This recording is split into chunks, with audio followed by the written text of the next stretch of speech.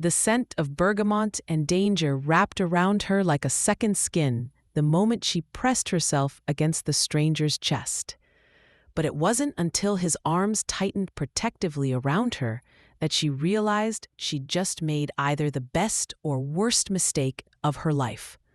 Lily Chen's heart hammered against her ribs as she buried her face against the expensive fabric of the stranger's suit jacket. The familiar cologne of her ex-boyfriend Marcus still lingered in her nostrils from when he'd cornered her outside the downtown coffee shop, his fingers digging into her wrist with that old, terrifying grip. Please.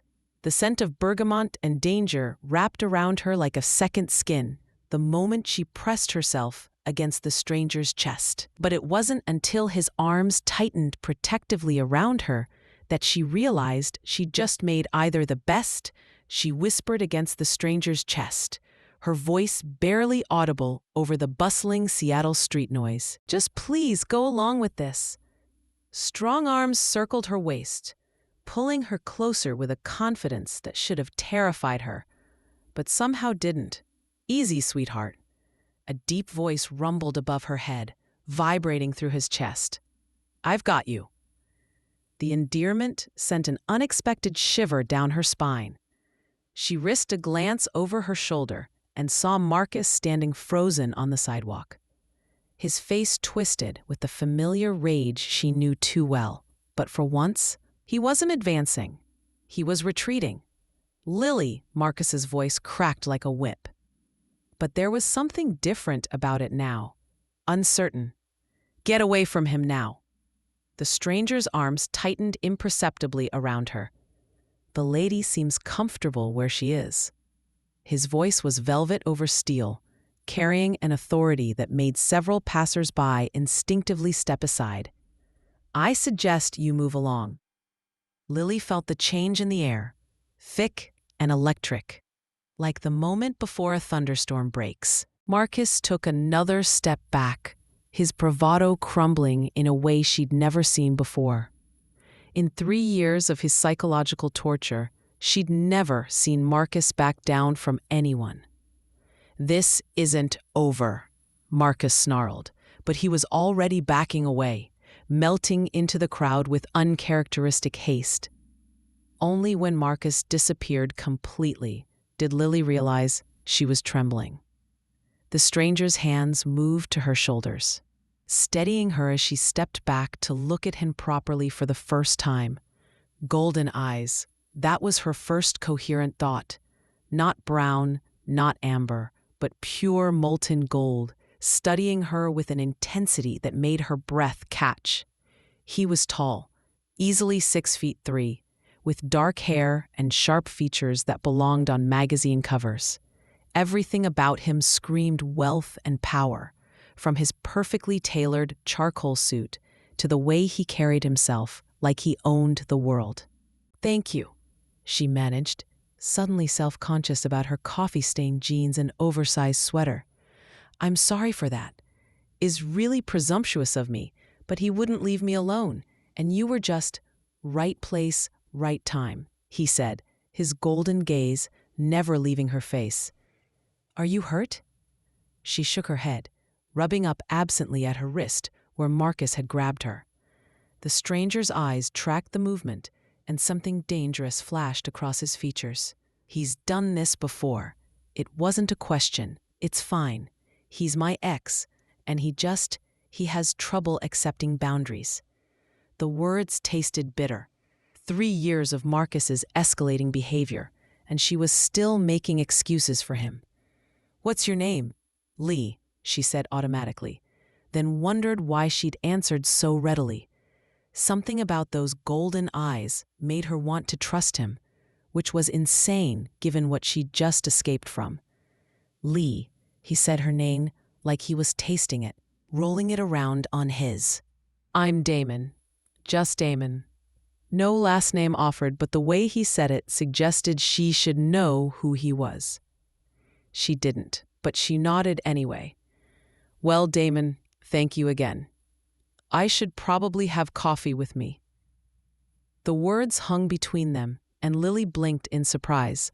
What coffee? There's a place around the corner that's much better than this tourist trap.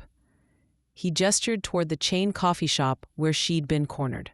You look like you could use something stronger than whatever sugar water they're serving. She should say no. Every rational part of her brain was screaming that she'd already had enough excitement for one day. That the last thing she needed was to get involved with another man, especially one who radiated danger like expensive cologne. But there was something about the way he'd held her, the way he'd made Marcus retreat without raising his voice, that made her feel safer than she had in years. I don't really date, she said carefully. I mean, I just got out of something complicated and it's coffee, not a marriage proposal. One corner of his mouth quirked up in what might have been amusement. Although, I have to admit, your scent is. He trailed off, shaking his head with a frown, as if he'd said something he hadn't meant to. My scent? Lily self-consciously lifted her arm to check if she'd forgotten deodorant. Nothing, forget I said that. But his nostrils flared slightly, and his pupils dilated. Coffee? The smart thing would be to politely decline, thank him again, and disappear into the crowd. The smart thing would be to go home to her tiny apartment, lock the door, and pretend this whole encounter never happened. But looking into those impossible golden eyes, Lily found herself wavering. When was the last time a man had looked at her like she was precious instead of property? When was the last time someone had stepped between her and Marcus without expecting something in return? I really should go, she said, even as part of her wanted to stay. Something flickered across Damon's face. Disappointment maybe, or frustration. Around them, the busy Seattle street continued its rhythm. But Lily could swear the space between them had gone quiet, charged with an electricity she didn't understand. Another time then, he said finally, reaching into his jacket. He pulled out a business card, expensive cardstock with simple black lettering. When you're ready. She took the card automatically, her fingers brushing his. The contact sent a jolt through her system. And from the way his eyes darkened, she wasn't the only one who felt it. Blackwood Industries, she read aloud, then looked up at him with new understanding. She might not follow business news, but even she knew that name. You're just a man who'd like to buy you coffee, he said, but there was something predatory in his smile now, something that made her pulse skip. When you're ready, Lily. The way he said her name again, like a promise or a threat, made her take an involuntary step backward. Whatever this man was, he was dangerous in ways that had nothing to do with Marcus's crude intimidation. This was something else entirely. Something that called to a part of her she'd never known existed. I have to go, she said, clutching his card like a lifeline. I know. He didn't try to stop her as she backed away, but those golden eyes followed her every movement. But you'll call. It wasn't a question, and the certainty in his voice made her stumble slightly. She turned and fled, pushing through the crowd with her heart racing and his card burning like a brand in her palm. Behind her, Damon Blackwood watched until she disappeared around the corner, his hands clenched into fists at his sides. The mate bond that had slammed into him the moment she touched him still sang through his veins, demanding he follow, demanding he claim what was his. But she was human, fragile, and already damaged by another. Man's cruelty. She would need time to trust, time to understand, time he wasn't sure he had. Not when every instinct screamed at him to hunt down the bastard who dared put his hands on what belonged to Damon. His phone buzzed. A text from his beta. Pack meeting in an hour. The Vancouver Wolves are making moves. Damon looked down at the message, then back toward the corner where Lily had disappeared. Politics and territory disputes suddenly seemed like distant concerns. His mate was out there scared and running, carrying his card, but probably too afraid to use it. And somewhere in this city, a dead man walking named Marcus was nursing his wounded pride, likely planning his next move. Damon's canines extended slightly as he smiled. Let him try. The Alpha King had found his mate, and heaven helped anyone who tried to come between them, even if she didn't know what she was to him yet. Chapter 2. Lily stared at the email on her laptop screen for the third time in 5 minutes, her coffee growing cold as she tried to process what she was reading. The contract offer was generous, too generous for a simple rebranding project. But it was the company name at the bottom of the message that made her stomach flip. Blackwood Industries. She'd been carrying his business card in her wallet for 2 weeks now, pulling it out at random moments like a talisman she couldn't quite bring herself to use. The expensive cardstock had grown soft around the edges from her nervous handling, but the bold black lettering remained as crisp as the memory of those impossible golden eyes. Her phone buzzed with a text from her best friend, Sarah. Please tell me you took that Blackwood contract. Do you know how much exposure that could bring your freelance business? Lily rubbed her temples. Sarah was right. Of course, landing Blackwood Industries as a client could set her up for years. The contract was for a complete visual identity overhaul for one of their subsidiary companies. The kind of high-profile project that could launch her from scraping by as a freelance graphic designer to actually having a waiting list. But working with Blackwood Industries meant working with him, with Damon, the man who'd saved her from Marcus, with nothing more than a look. The man whose touch had sent electricity through her system and whose voice still haunted her dreams. The man who'd looked at her like he wanted to devour her whole. Her finger hovered over the reply button. Professional opportunity versus personal complications. Rent money versus emotional safety. Before she could chicken out, she typed, "I accept the terms. When can we schedule the initial meeting?" She hit send before she could change her mind. The response came back within minutes. Tomorrow, 2 p.m., Blackwood Industries, 47th floor. Ask for Mr. Blackwood personally. Lily's heart hammered against her ribs. Of course it would be him. She'd known that intellectually, but seeing it confirmed made her question every decision that had led to this moment. Her apartment buzzer rang, making her jump. She wasn't expecting anyone, and the few friends she had usually texted first. Moving cautiously to the intercom, she pressed the button. Yes.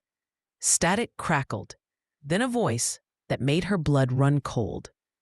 Lee, baby, I know you're up there. We need to talk. Marcus. She stepped back from the intercom as if it had burned her.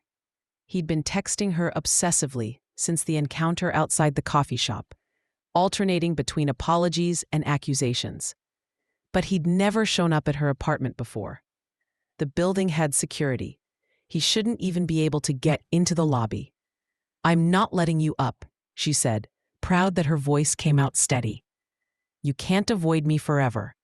I know about your little boyfriend, Lily. Rich boy thinks he can just waltz in and steal what's mine. The possessive edge in his voice made her skin crawl. I'm calling the police, Marcus. With what evidence? I'm just a concerned ex-boyfriend checking on the woman I love. She could hear the smile in his voice, that cold satisfaction he got when he thought he was being clever. Before she could respond, the intercom went dead. Lily backed away from the door, her hands shaking as she grabbed her phone. She should call the police, but Marcus was right. What would she tell them? That her ex was standing outside her building asking to talk? They'd barely taken her seriously when she'd tried to report his increasingly aggressive texts. She spent the rest of the evening jumping at every sound, checking the locks on her door repeatedly, and peering through her blinds at the street below. By morning, exhaustion weighed heavy on her shoulders, but there was no sign of Marcus anywhere. Maybe he'd given up. Maybe the encounter with Damon had actually scared him off. Good. She almost believed it until she got to her car and found the note tucked under her windshield wiper. "You look beautiful when you sleep." The paper shook in her hands as she read it again, hoping she'd misunderstood. But there was no mistaking Marcus's cramped handwriting. No ignoring the implication that he'd been watching her apartment, watching her. Lily looked around the empty parking garage, suddenly feeling exposed under the harsh fluorescent lights. How long had he been watching? How had he gotten close enough to see her through her bedroom window? She crumpled the note and threw it in her purse, then got in her car with shaking hands. She had a meeting with Damon Blackwood in 3 hours, and she needed to pull herself together. The Blackwood Industries building dominated an entire city block, all gleaming glass and steel reaching toward the Seattle sky. Lily had walked past it countless times, but she'd never imagined herself inside it, riding the elevator to the top. With a portfolio tucked under her arm and her heart in her throat, the receptionist on the 47th floor looked like she belonged on a runway rather than behind a desk. "Miss Chin, Mr. Blackwood is waiting for you in his office." She was led down a hallway lined with contemporary art that probably cost more than Lily's annual income, past offices with floor-to-ceiling windows offering stunning views of Elliott Bay. At the end of the hall, massive double doors opened into what could only be described as a corner office on steroids. And there he was. Damon stood with his back to her, looking out at the city sprawl below, and for a moment, Lily allowed herself to simply look at him. He traded his suit jacket for rolled-up shirt sleeves that revealed forearms corded with lean muscle. And even from behind, everything about his posture screamed controlled power. "Lily," he turned, and those golden eyes found her instantly, tracking over her in a way that made her feel like prey. "Thank you for coming, professional," she reminded herself. This was a business meeting, nothing more. "Thank you for the opportunity, Mr. Blackwood." She was proud of how composed she sounded. "Your email mentioned a subsidiary company rebrand." "Sit."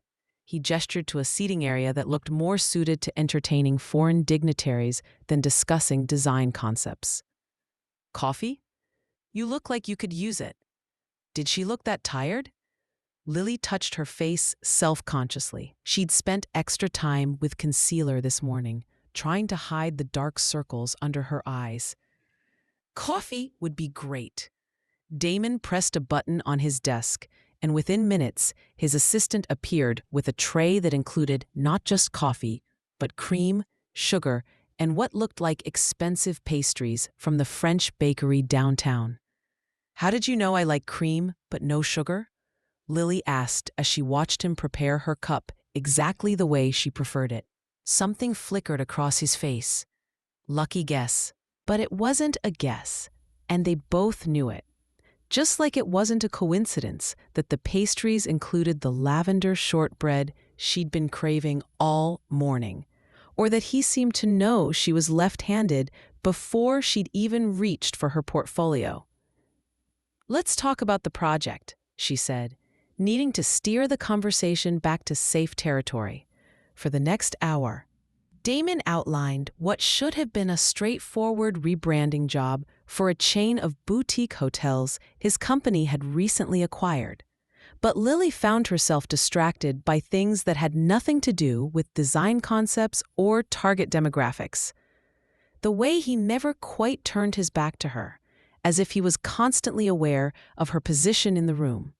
The way his nostrils would flare slightly when she leaned forward to show him her initial sketches.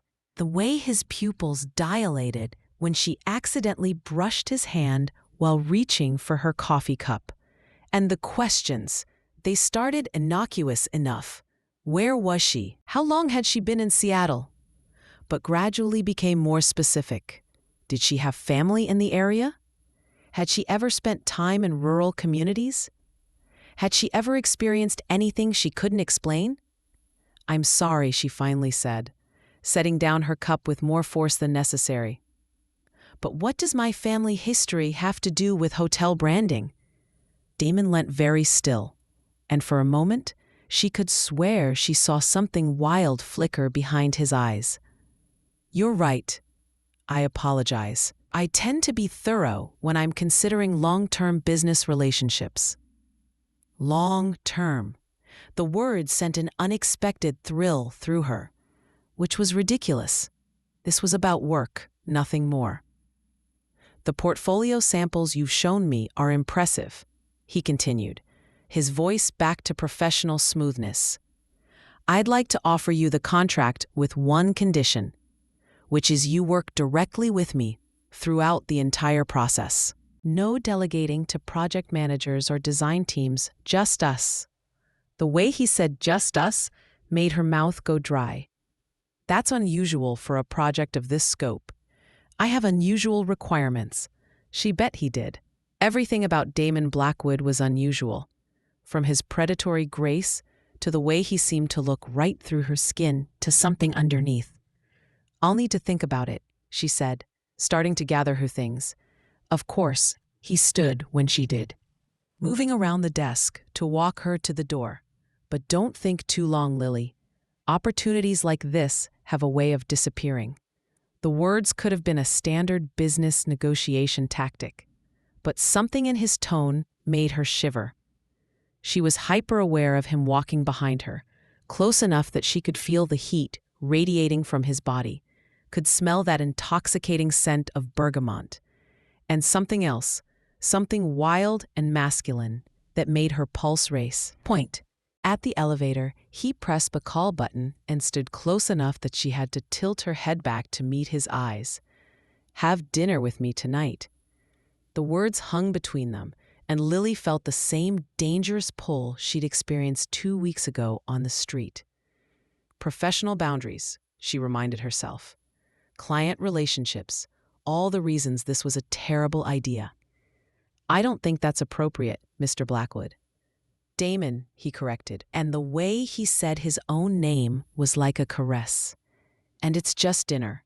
We can discuss the project timeline. I really should." The elevator doors opened, and Damon's hand settled on the small of her back to guide her inside.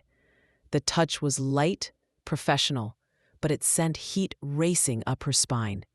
"Think about it," he said as the doors closed between them. Lily slumped against the elevator wall as soon as she was alone, her heart hammering. What was wrong with her? She'd just gotten out of an abusive relationship. The last thing she needed was to get involved with another man who clearly wasn't used to taking no for an answer. But even as she told herself that, she couldn't forget the way Damon had made Marcus retreat with nothing but a look. The way he'd held her, like she was something precious, rather than something to be controlled. Her phone buzzed. A text from an unknown number. "Enjoyed lunch with the boyfriend. You always did like them rich. Too bad money can't buy him protection. Marcus." Lily's hands shook as she deleted the message, but not before taking a screenshot. Maybe now she had enough for the police to take her seriously. The parking garage under her apartment building was dimly lit and mostly empty when she got home that evening. Lily had spent the rest of the day trying to focus on other projects, but Damon's offer kept circling through her mind like a persistent melody. She was digging through her purse for her keys when she heard footsteps echoing off the concrete wall. Slow, deliberate footsteps that were trying too hard to sound casual. "Hello, Lily." She spun around to find Marcus emerging from behind a concrete pillar, and her blood turned to ice.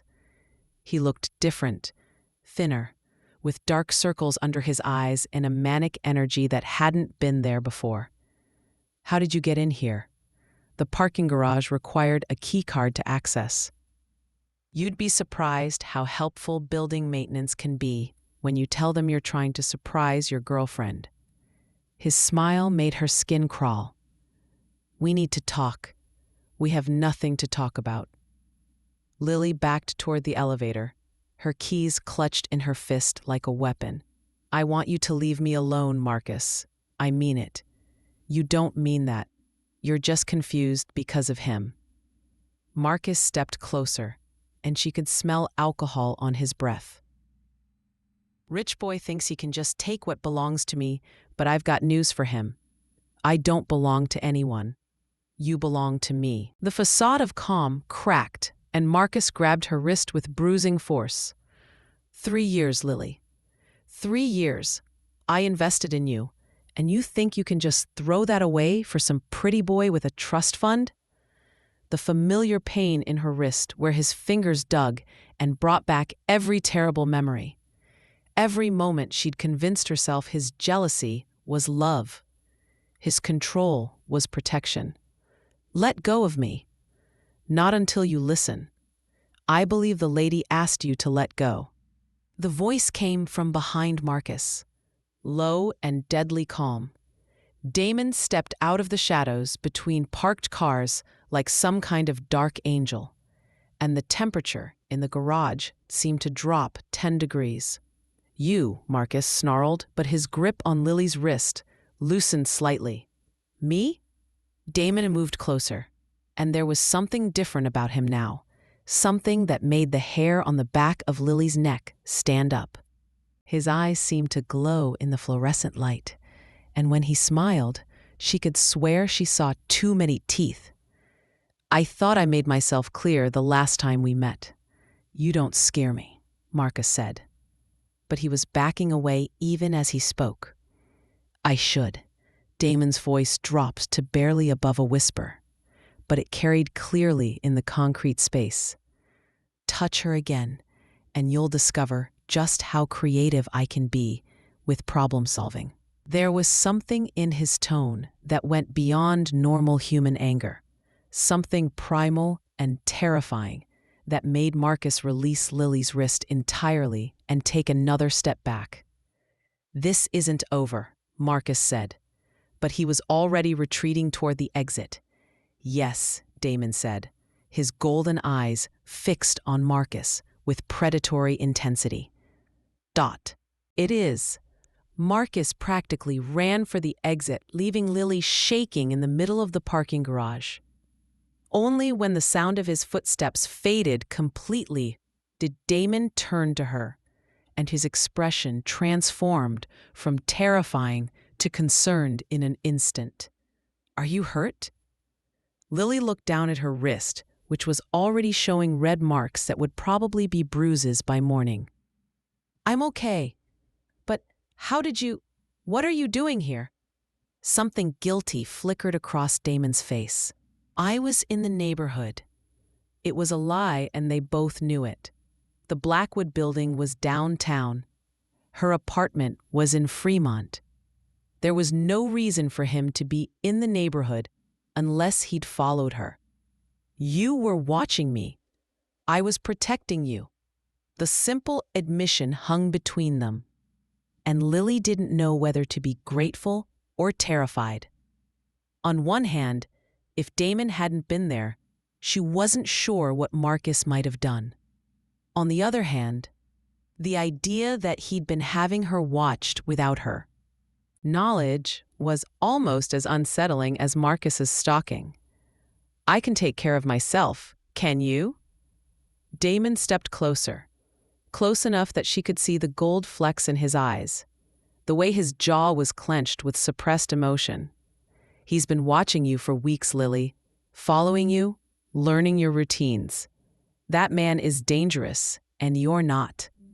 The question slipped out before she could stop it, but instead of being offended, Damon smiled. A real smile this time. Not the predatory display he'd shown Marcus. "Oh, I'm very dangerous," he said softly.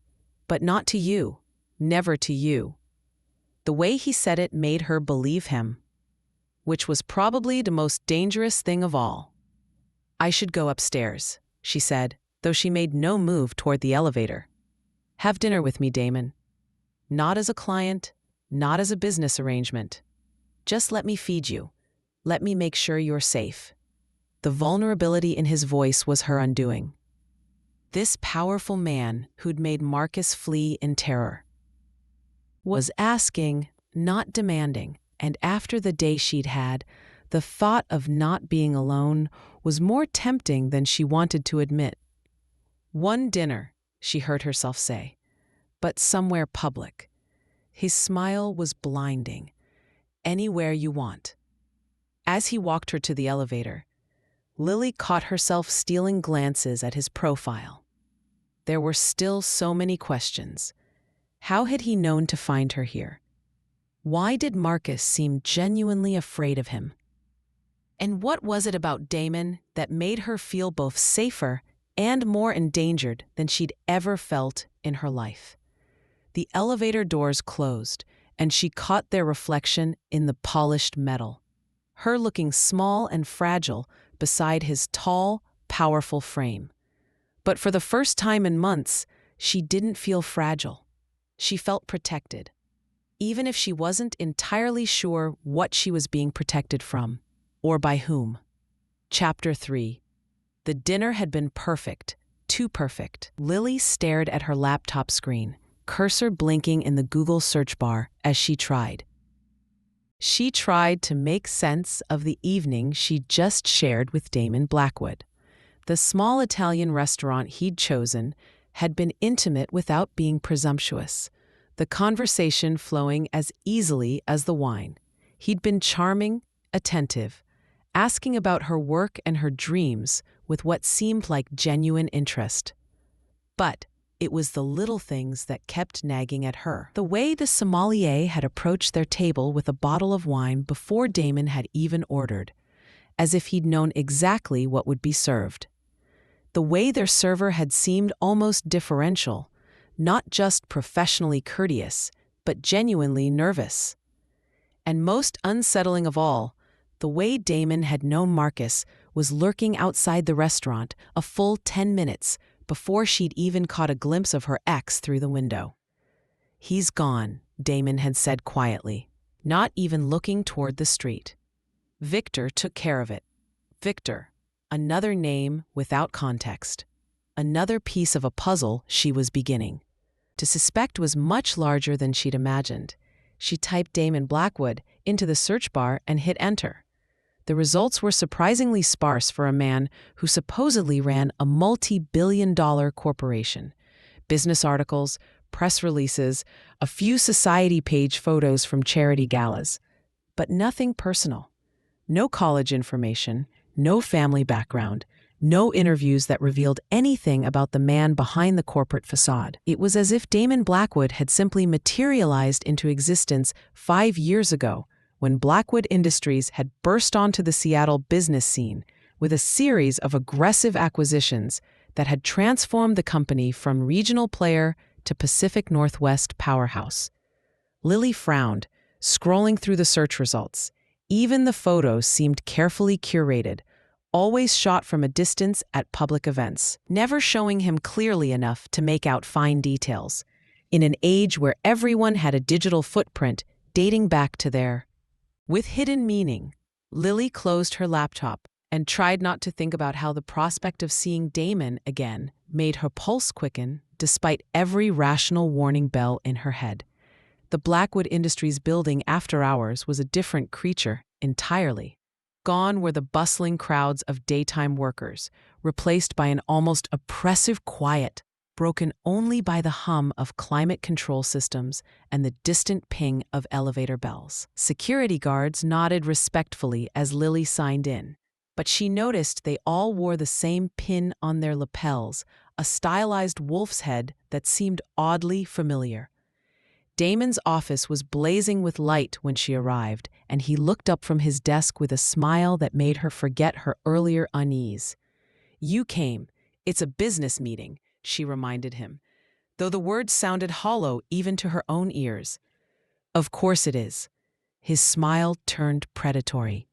"Are you hungry?" "I had Marcel prepare something special. The spread laid out on the conference table could have fed 6 people. Roasted lamb with rosemary, grilled vegetables, artisan bread that was still warm from the oven. It was the kind of meal that spoke of careful planning and intimate knowledge of her preferences. Knowledge he shouldn't have had. "This is too much," she said, genuinely overwhelmed. "Nothing is too much for you." The way he said it with such quiet conviction made her breath catch. This was dangerous territory. The kind of attention that Marcus had given her early in their relationship, before it had twisted into something possessive and cruel. But Damon wasn't Marcus. When he pulled out her chair, his touch was gentle, respectful. When he served her wine, he didn't comment on how much she drank or lecture her about calories.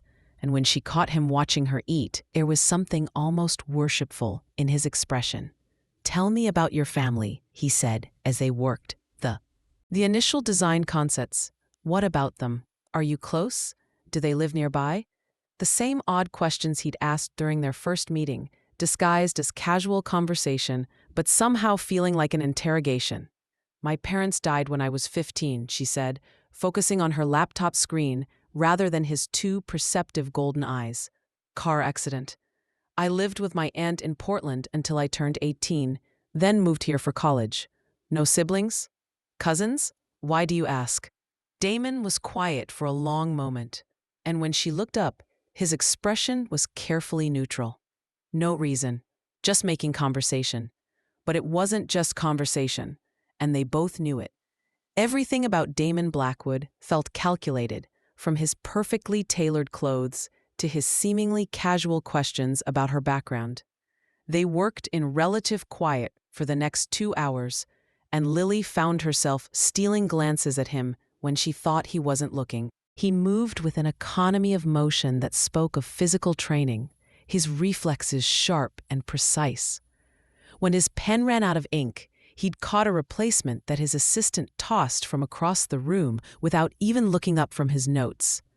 No one had reflexes that good. "I need to make a call," Damon said around 10:30, glancing at his phone with a frown. "Business emergency. This might take a while. I can head home." "No." The word came out sharper than intended, and he softened his tone immediately. "Please stay. I'd feel better knowing you're safe here, rather than driving home alone with Marcus still out there." The concern in his voice seemed genuine, but there was something else underneath it, something possessive that made her skin prickle with awareness. "I'll be right back," he said, moving toward a door she hadn't noticed before. Apparently, a private conference room connected to his office. "Feel free to help yourself to more wine." The door closed behind him with a soft click. But the office's acoustics were better than he'd probably intended.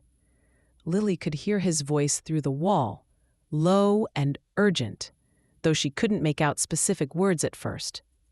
She tried to focus on her work, but curiosity got the better of her. Moving closer to the connecting door, she pressed her ear against the polished wood. "Told you to handle it quietly, Victor." Damon's voice was cold, carrying an authority that made her shiver. "I don't care what the council thinks about my choices. The human is under my protection." Human. The word hit her like a physical blow. Not Lily or she. The human, as if she were a different species entirely. "No, I will not reconsider." His voice was rising now, and there was something underneath it, something that didn't sound entirely human, a growl that seemed to vibrate through the walls. "She is mine, and anyone who threatens her will answer to me personally." Lily jerked back from the door, her heart hammering, the rational part of her mind to make sense of what she'd heard. Maybe it was just corporate speak. Maybe human was some kind of business terminology she didn't understand. But the growl that hadn't been human at all. "Your territory, your rules," came another voice through the door. Though this one sounded like it was coming through a speakerphone. "But the pack is getting restless. They're saying you're compromised. That this obsession with a mortal will make you weak. Pack. Mortal territory." The words swirled in Lily's mind, each one more impossible than the last. She backed away from the door, her portfolio falling from nerveless fingers and scattering papers across the polished floor. "You forget yourself, Victor." Damon's voice was barely recognizable now, a low rumble that seemed to come from somewhere deep in his chest. "I am Alpha King. My word is law. If the pack has concerns, they can bring them to me directly." Alpha King. Lily dropped to her knees, frantically gathering the scattered design mock-up, her hands shaking so badly she could barely grip the papers. She needed to get out of here. She needed to think, to process what she'd heard, to figure out if she was losing her mind or if. The conference room door opened. Lily looked up from her position on the floor and felt the world tilt sideways. Damon stood in the doorway, but he wasn't entirely Damon anymore. His eyes were blazing gold, not just flecked with color, but actually glowing in the dim light. His canine teeth were longer, sharper, and his fingernails had become claws that left gouges in the doorframe where he gripped it. Most terrifying of all was his face itself, still recognizably him, but somehow more angular, more predatory, as if something wild was pressing against his human features from the inside, trying to break free. They stared at each other in absolute silence, predator and prey, frozen in mutual shock. Then Damon's phone rang, the shrill sound shattering the moment. His appearance snapped back to none, so quickly that Lily wondered if she'd imagined the whole thing. Normal golden eyes, normal teeth, normal hands reaching for his phone. "Blackwood," he answered, his voice perfectly composed, but his eyes never left Lily's face. She scrambled to her feet, clutching her portfolio like a shield. "I have to go," she whispered. Damon held up one finger, mouthing, "Wait," while he listened to whoever was on the other end of the call. But Lily couldn't wait. She couldn't stay in this room with this man, this thing, whatever he was. She ran. The elevator seemed to take forever to arrive. People didn't just transform into something else. It was the stress, the lack of sleep, the fear from Marcus's stalking. Her mind was playing tricks on her. But even as she told herself that, she couldn't forget the way Damon had looked at her in that doorway. Not surprised, not confused, but calculating, as if he was deciding what to do about the human who'd seen too much. The elevator doors opened onto the lobby, and Lily practically sprinted toward the exit. The security guards looked up as she passed, and she could swear she saw them reaching for their radios before the glass doors closed behind her. The parking garage was dimly lit and mostly empty, her footsteps echoing off the concrete walls as she made her way to her car. She was fumbling with her keys when she heard other footsteps, measured and purposeful. Miss Chun. The voice belonged to a man she'd never seen before, tall and lean, with prematurely silver hair and pale eyes that seemed to see right through her. He wore an expensive suit, similar to Damon's, but there was something colder about him, something that made every instinct scream danger. "I don't think we've been introduced," he continued, stepping closer. "Victor Clove. I work with Mr. Blackwood." Victor, the name from the phone call, the one who'd called her the human like she was some kind of specimen. "I'm sorry, but I really need to go," Lily said, finally getting her key into the lock. "I'm sure you do." Victor's smile was all teeth. "It must be overwhelming learning about our world like this. Most humans don't handle it well." There was that word again, human, as if he was something else entirely. "I don't know what you're talking about." "Of course you don't." Victor moved closer, and Lily caught a whiff of something wild and dangerous, like the deep woods after rain. "But now that you do know, we have a problem. You see, our kind has rules about exposure. Very strict rules." Lily's hand found her car door handle. But before she could pull it open, Victor's hand closed over hers. His grip was gentle but immovable, and his skin was fever-hot against hers. "The pack is concerned," he said conversationally. "Our Alpha King has become distracted, compromised by his fascination with you. Some believe the kindest solution would be to remove the distraction entirely." The threat was delivered in the same tone he might have used to discuss the weather, but the menace underlying it was unmistakable. "Let go of me soon." Victor's pale eyes studied her face with scientific interest. "I'm trying to understand what he sees in you. You're pretty enough, I suppose, but hardly extraordinary. Yet he's willing to risk everything: his pack, his territory, his position as Alpha King, all for a fragile little human who could break with a single wrong word to the wrong person. I wouldn't. I don't even understand what any of this means." "Don't you?"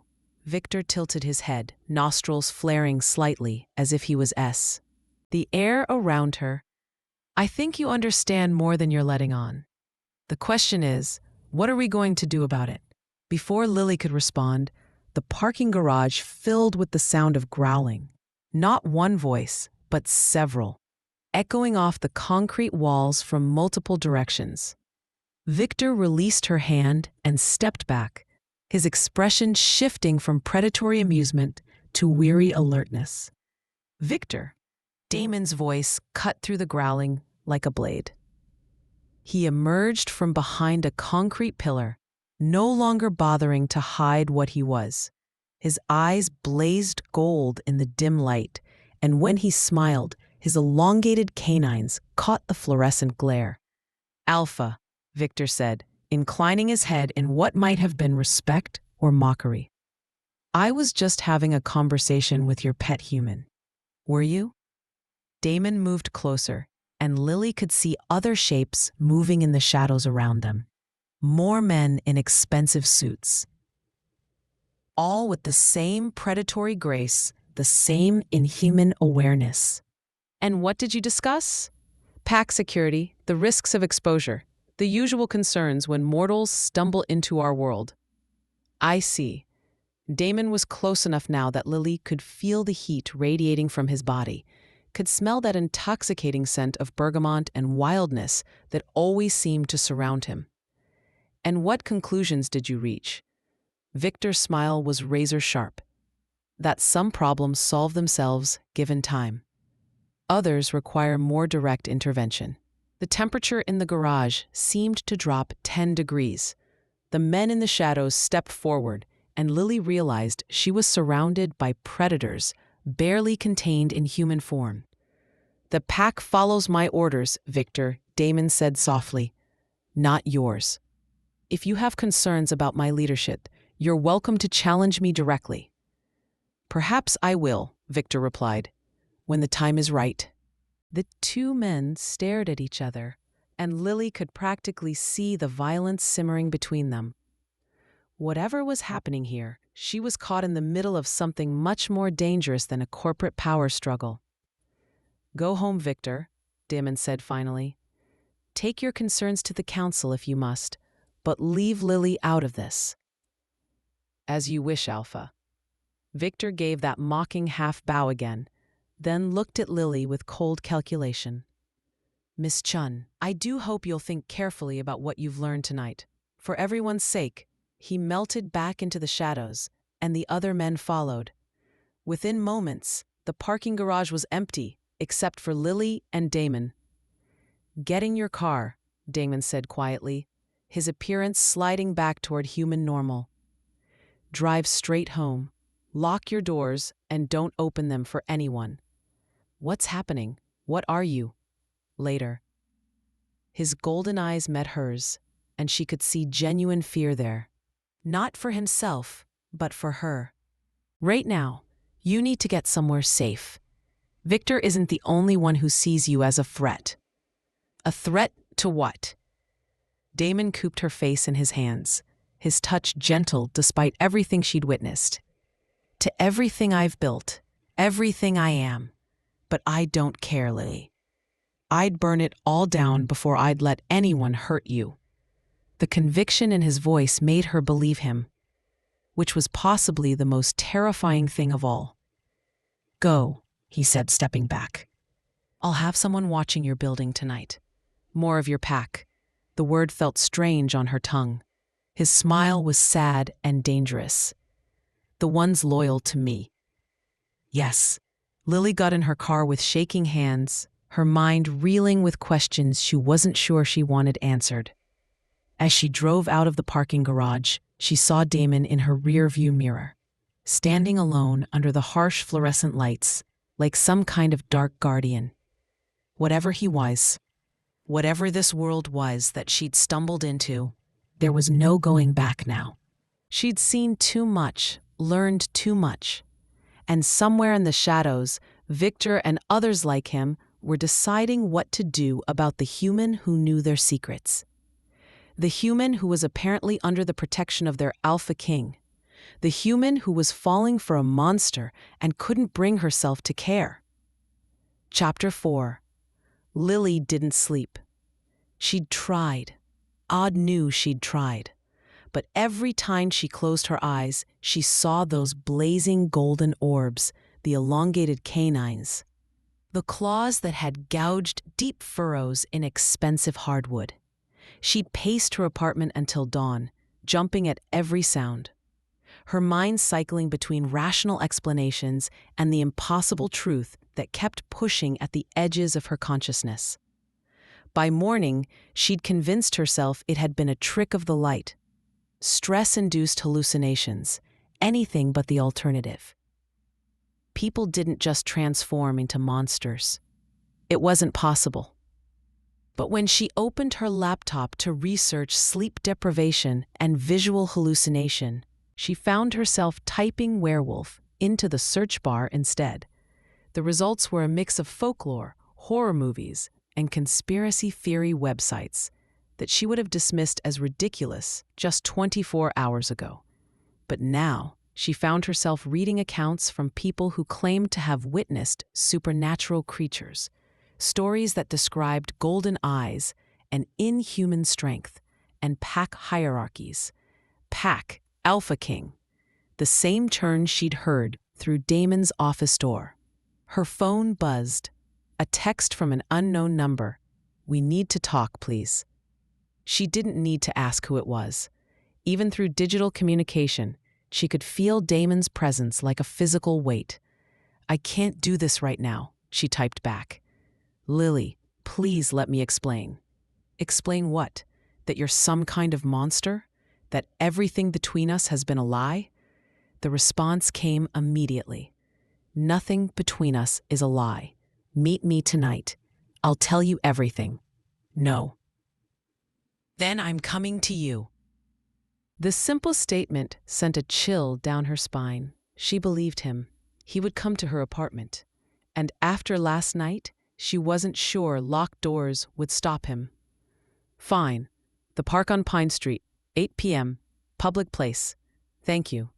Lily threw her phone across the room and immediately regretted it when she heard the screen crack against the wall.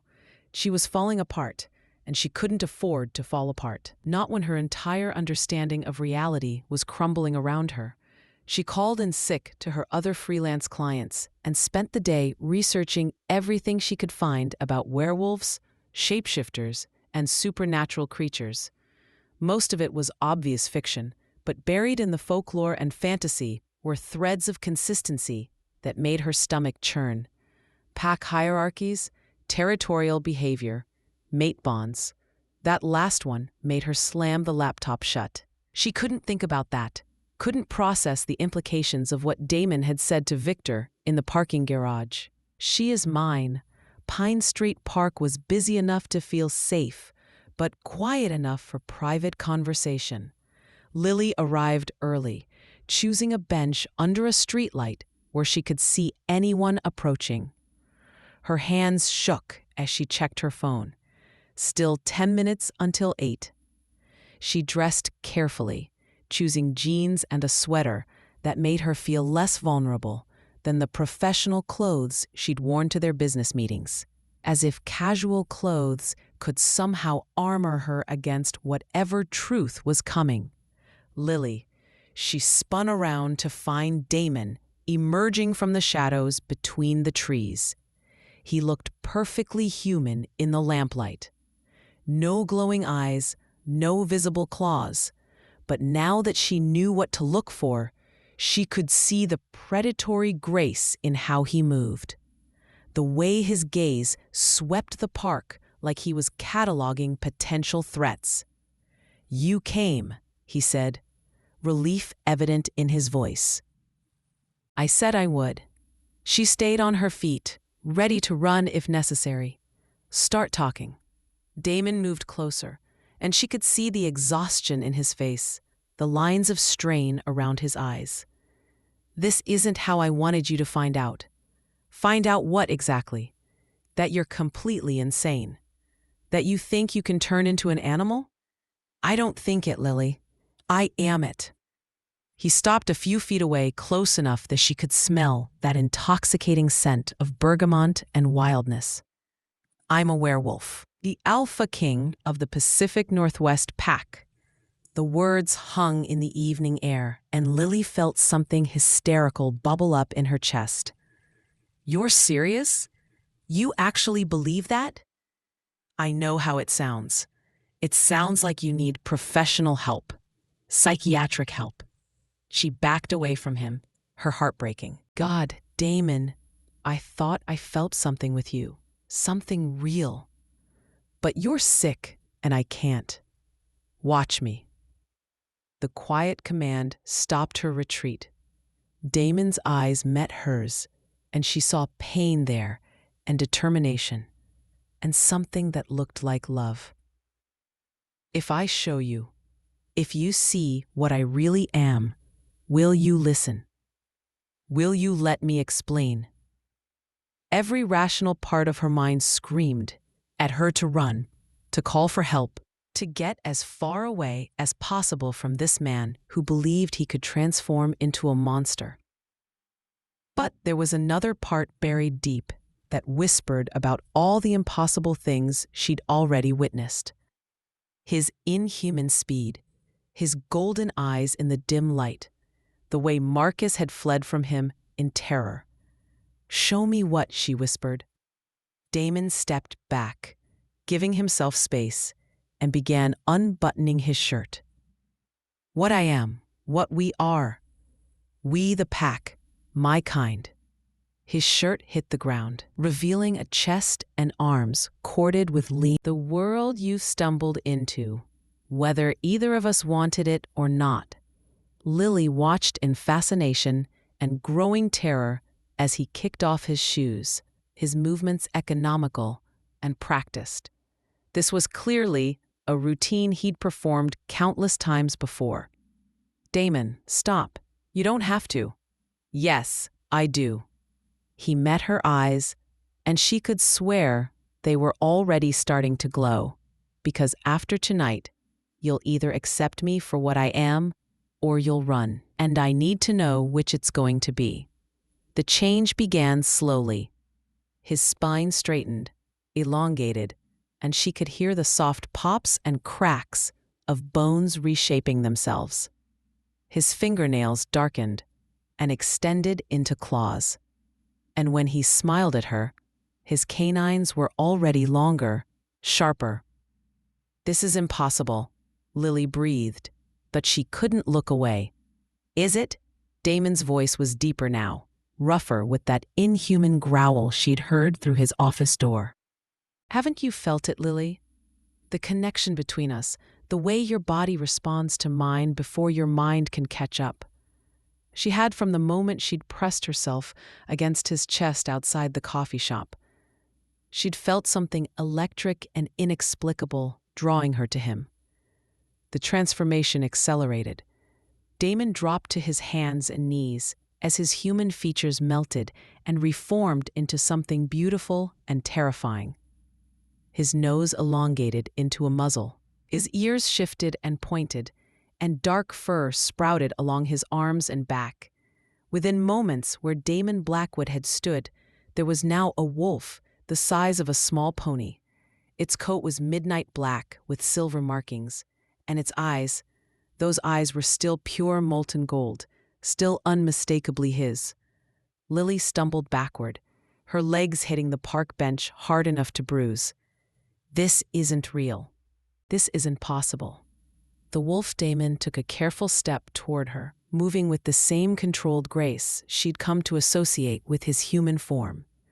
When she didn't flee, he moved closer until he was near enough that she could feel the heat radiating from his massive body.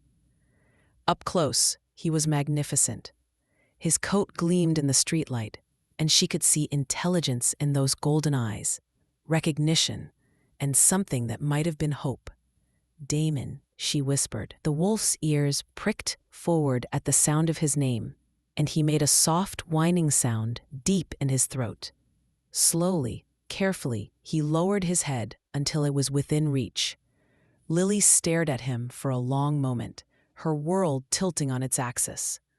Everything she'd thought she knew about reality was crumbling around her. But there was no denying what she was seeing, no rational explanation that could account for the man who had become a wolf before her eyes. With shaking fingers, she reached out and touched the of his muzzle. His fur was softer than she'd expected, warm and thick. And at her touch, he closed his eyes and made that whining sound again. "You're real," she said, wonder and terror warring in her voice. "This is real." The wolf Damon stepped back and began to shift again.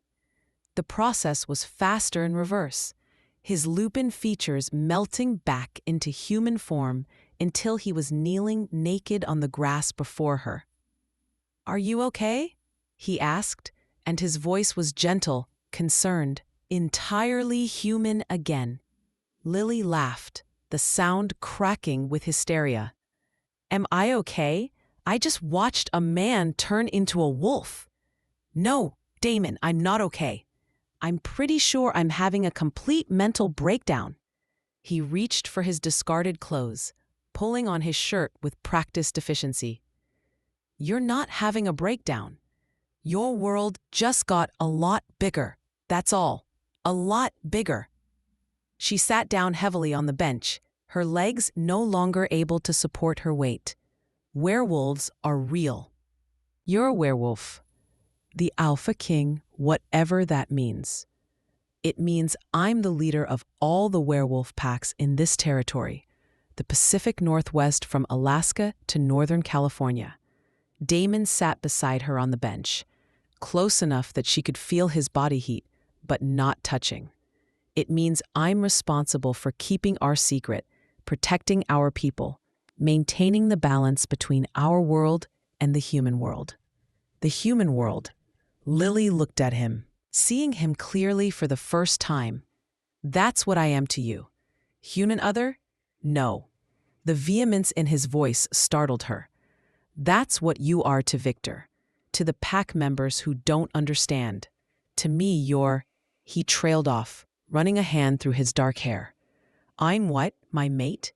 The words hung between them, heavy with implications she wasn't ready to process. "I don't understand what that means." Damon turned to face her fully, his golden eyes serious in the lamplight. "In werewolf culture, we don't fall in love the way humans do. We find our mates, the one person whose soul calls to ours, whose scent drives us wild, who completes us in ways we didn't even know we were incomplete." She searched for words. "That's crazy, is it? Haven't you felt it too? The pull between us, the way your body responds to mind before your mind can catch up." She had from that first moment outside the coffee shop. She'd felt drawn to him in ways that defied logic. But hearing it explained in supernatural terms made her feel trapped, manipulated. "So I don't have a choice?" she asked. "This mate bond thing, it's like supernatural date rape. I'm just supposed to fall in line because biology says so?" "No." Damon's response was immediate and fierce. "The mate bond creates the potential for love, not the compulsion for it. You always have a choice, Lily. Always. I would never force you into anything. But you want me to accept this, to accept you. I want you to know the truth. All of it.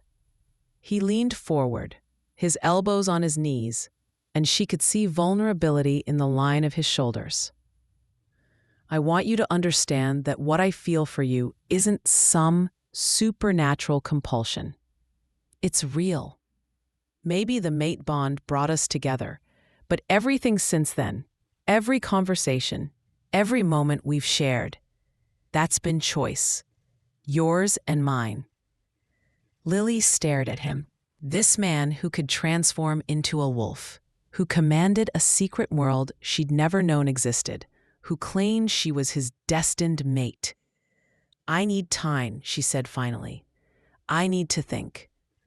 I understand. Do you? Because I don't think you do.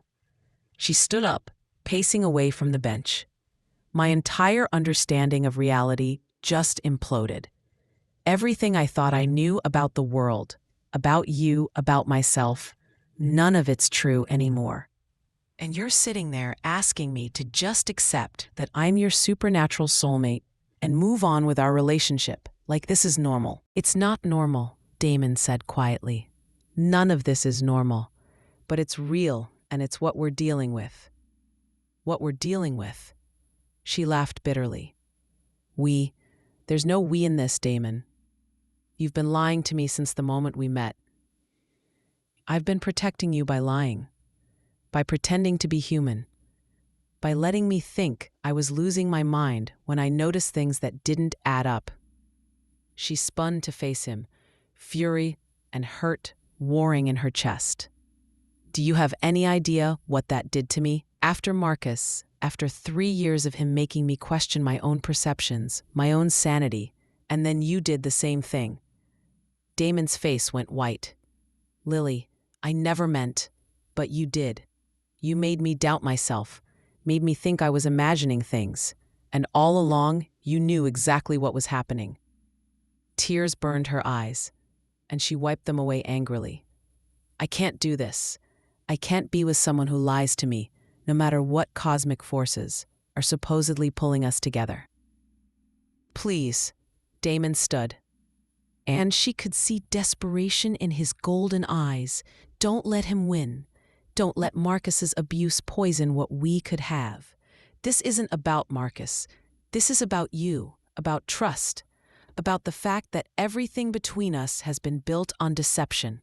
Not everything. Enough. She backed toward the park entrance, her heart breaking with every step. I need space, Damon. I need time to think, and I need you to respect that. Where will you go? The concern in his voice almost undid her resolve. That's not your business anymore. She turned and walked away, and to his credit, he didn't follow. But she could feel his eyes on her back as she left the park, could sense his presence like a physical weight, even after she turned the corner and disappeared from sight. Emma's apartment was a sanctuary of normally overstuffed furniture, abstract art on the walls, the lingering scent of vanilla candles. Lily had called her best friend from the taxi, managing only, I need somewhere to stay tonight. Before her voice cracked completely. Now she sat curled on Emma's couch, wrapped in a borrowed robe and clutching a mug of tea that had gone cold an hour ago, trying to find words to explain the unexplainable. So let me get this straight, Emma said, perched on the coffee table facing her. Damon Blackwood, billionaire CEO Damon Blackwood, told you he's a werewolf. He didn't just tell me, he showed me. Showed you how he lied, down her mug with shaking hands. He transformed M right in front of me. 1 minute he was a man, the next he was this huge wolf with golden eyes. Emma studied her face with the concerned expression she'd worn since opening her door to find Lily in tears. Honey, I know you've been under a lot of stress lately. Marcus stalking you. The pressure of landing such a big client. You think I'm having a breakdown? I think you're dealing with more than any person should have to handle, and sometimes our minds play tricks on us when we're overwhelmed. Lily had expected this reaction, had known that no rational person would believe her story, but hearing it from Emma, her closest friend, made something cold settle in her chest. "I know how it sounds," she said quietly, "but it's real, Em. He's real. Werewolves exist, and I've somehow gotten tangled up with their king." Emma reached over and squeezed her hand. "Okay, let's say hypothetically that werewolves exist. What does that mean for you?" "It means I'm in love with a monster." The admission slipped out before she could stop it, and Emma's eyes widened. "Are you?" "I don't know. Maybe.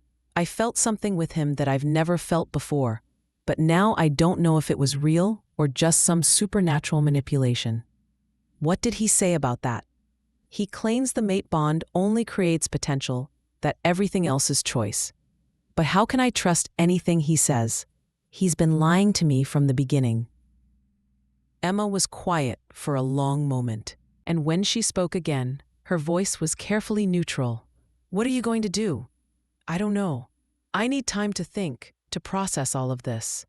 Can I stay here for a few days?" "Of course." Emma squeezed her hand again. "Stay as long as you need."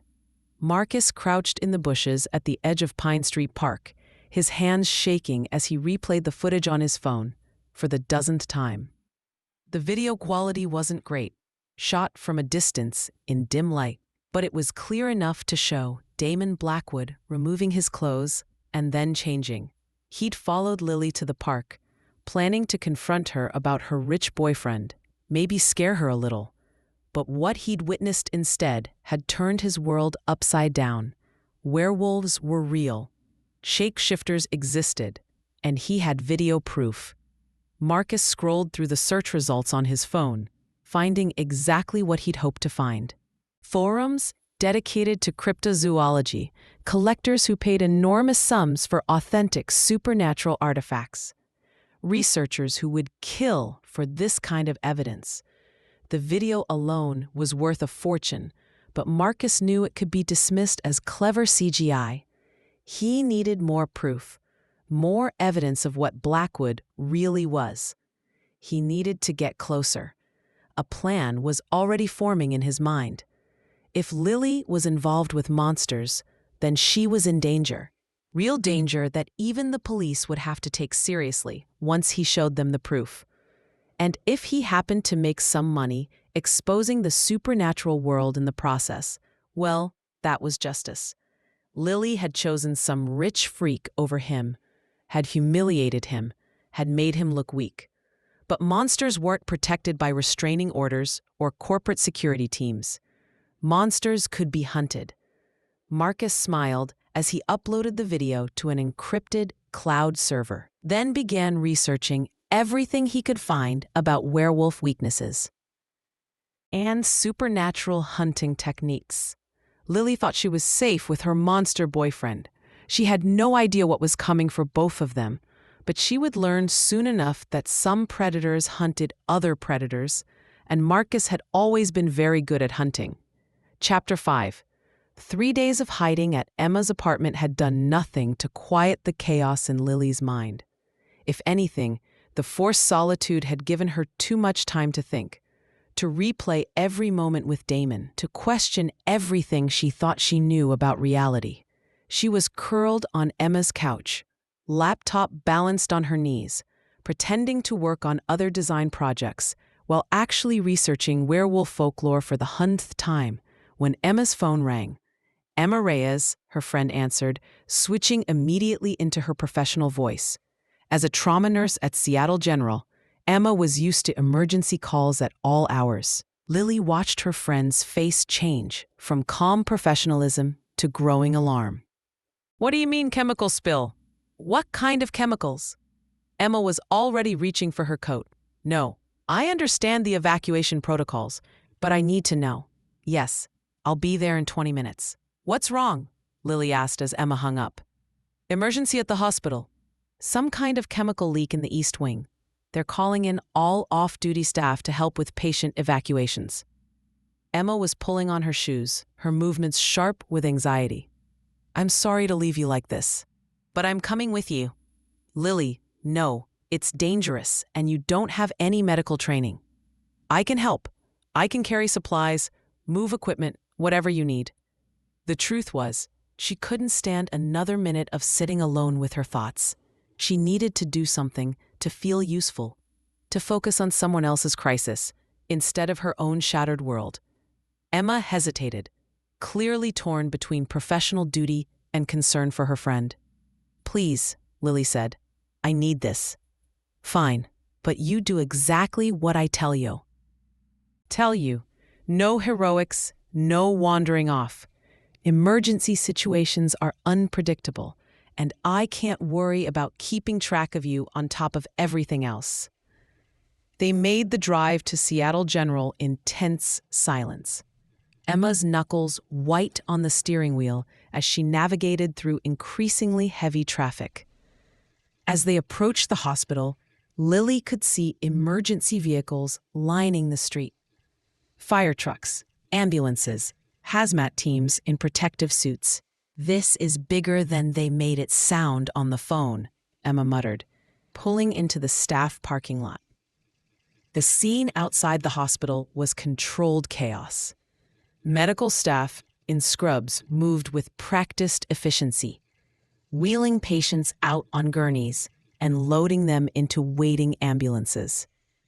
The east wing of the building was cordoned off with yellow tape, and men in hazmat suits were setting up what looked like decontamination stations. Emma, a doctor Lily didn't recognize, jogged over to them. Thank God you're here. We need all hands for the evacuations. What happened exactly? Emma asked, pulling on a pair of latex gloves. Chemical storage accident in the basement. Some kind of botanical research compound. The fumes are filling the ventilation system. Not immediately lethal, but prolonged exposure could cause respiratory distress and neurological symptoms. Botanical research compound. Something cold settled in Lily's stomach, though she couldn't say why. What do you need me to do? Emma asked. ICU patients first. They're the most vulnerable. We're moving them to the temporary treatment center across the street. Emma turned to Lily. Stay close. Follow my lead. And if I tell you to get out, you run. No questions. For the next 2 hours, Lily threw herself into the evacuation effort. She helped Will Gurney's carried medical supplies and did whatever the nurses asked without question. The work was exhausting, but oddly cathartic. For the first time in days, she wasn't thinking about WWW or mate bonds or the impossible choice she'd been avoiding. She was helping Emma transfer an elderly patient when she noticed the smell. It was subtle at first, barely detectable under the typical hospital odors of antiseptic and floor wax. But as they moved deeper into the building to clear the last few rooms, it grew stronger. A floral scent that was simultaneously sweet and bitter, familiar and alien. Do you smell that? She asked Emma. Smell what? All I smell is whatever chemical they spilled. Emma's voice was slightly muffled by the surgical mask she'd put on as a precaution. But Lily didn't have a mask, and the scent was growing stronger with every breath. It made her head feel strange, light, and disconnected. And there was something about it that triggered a deep instinctual unease. They were wheeling their patient toward the exit when Lily saw him. Marcus stood near the main entrance, wearing a visitor's badge and talking intently to a man in a hazmat suit. Even from a distance, she could see the satisfied expression on his face. The way he kept checking his phone like he was waiting for something. Emma, she said, grabbing her friend's arm. We need to get out of here, now. What? Why? Before Lily could answer, her own phone buzzed with an incoming call. Damon's name flashed on the screen, and without thinking, she answered. Lily, where are you? His voice was sharp with urgency. Seattle General. There was an emergency. Get out now. Whatever emergency brought you there, it's not real. What do you mean it's not real? I'm looking at dozens of patients being evacuated. It's a trap. Marcus set this up, and you need to get out before the line went dead. Lily stared at her phone, then looked around the hospital lobby with new eyes. The patients were real, and medical staff was real, but something felt wrong about the whole thing. Situation. The hazmat team members didn't move like emergency responders. They were too calm, too organized, like they were following a script rather than reacting to a crisis. And Marcus was here watching, waiting. "Emma, we have to go," she said, pulling on her friend's arm. "I can't leave. There are still patients. Something's wrong. This isn't what it seems." Emma stared at her. "Lily, honey, I know you've been under a lot of stress, but you can't just, please." Lily's voice cracked with desperation. "Trust me, we need to leave right now." Before Emma could respond, the commotion erupted near the main entrance. Security guards were shouting. People were pointing. And through the chaos, Lily saw a familiar figure, striding through the glass doors like an avenging angel. Damon. He moved through the crowd with predatory grace, his golden eyes scanning the area until they found her, even from across the lobby. She could see something was wrong with him. His face was flushed, his breathing labored, and there was a wildness in his expression that sent alarm bells ringing in her head. "Lily." He started toward her, but after only a few steps, he stumbled, pressing a hand to his chest. That was when she realized what the floral scent was, why it had triggered such deep unease. She'd read about it during her frantic research into werewolf lore, had dismissed it as folklore and superstition. "Wolfsbane, oh God," she breathed. "Damon, don't come any closer." But he was already fighting his way through the crowd, his control visibly slipping with every breath of the contaminated air. She could see sweat beading on his forehead, could see his hands starting to shake. "Everyone needs to evacuate immediately," one of the hazmat team members announced over a bullhorn. "The contamination levels are increasing." But instead of moving toward the exits, people were pulling out phones, pointing them at Damon as he staggered through the lobby. Someone shouted, "Is he having a seizure?"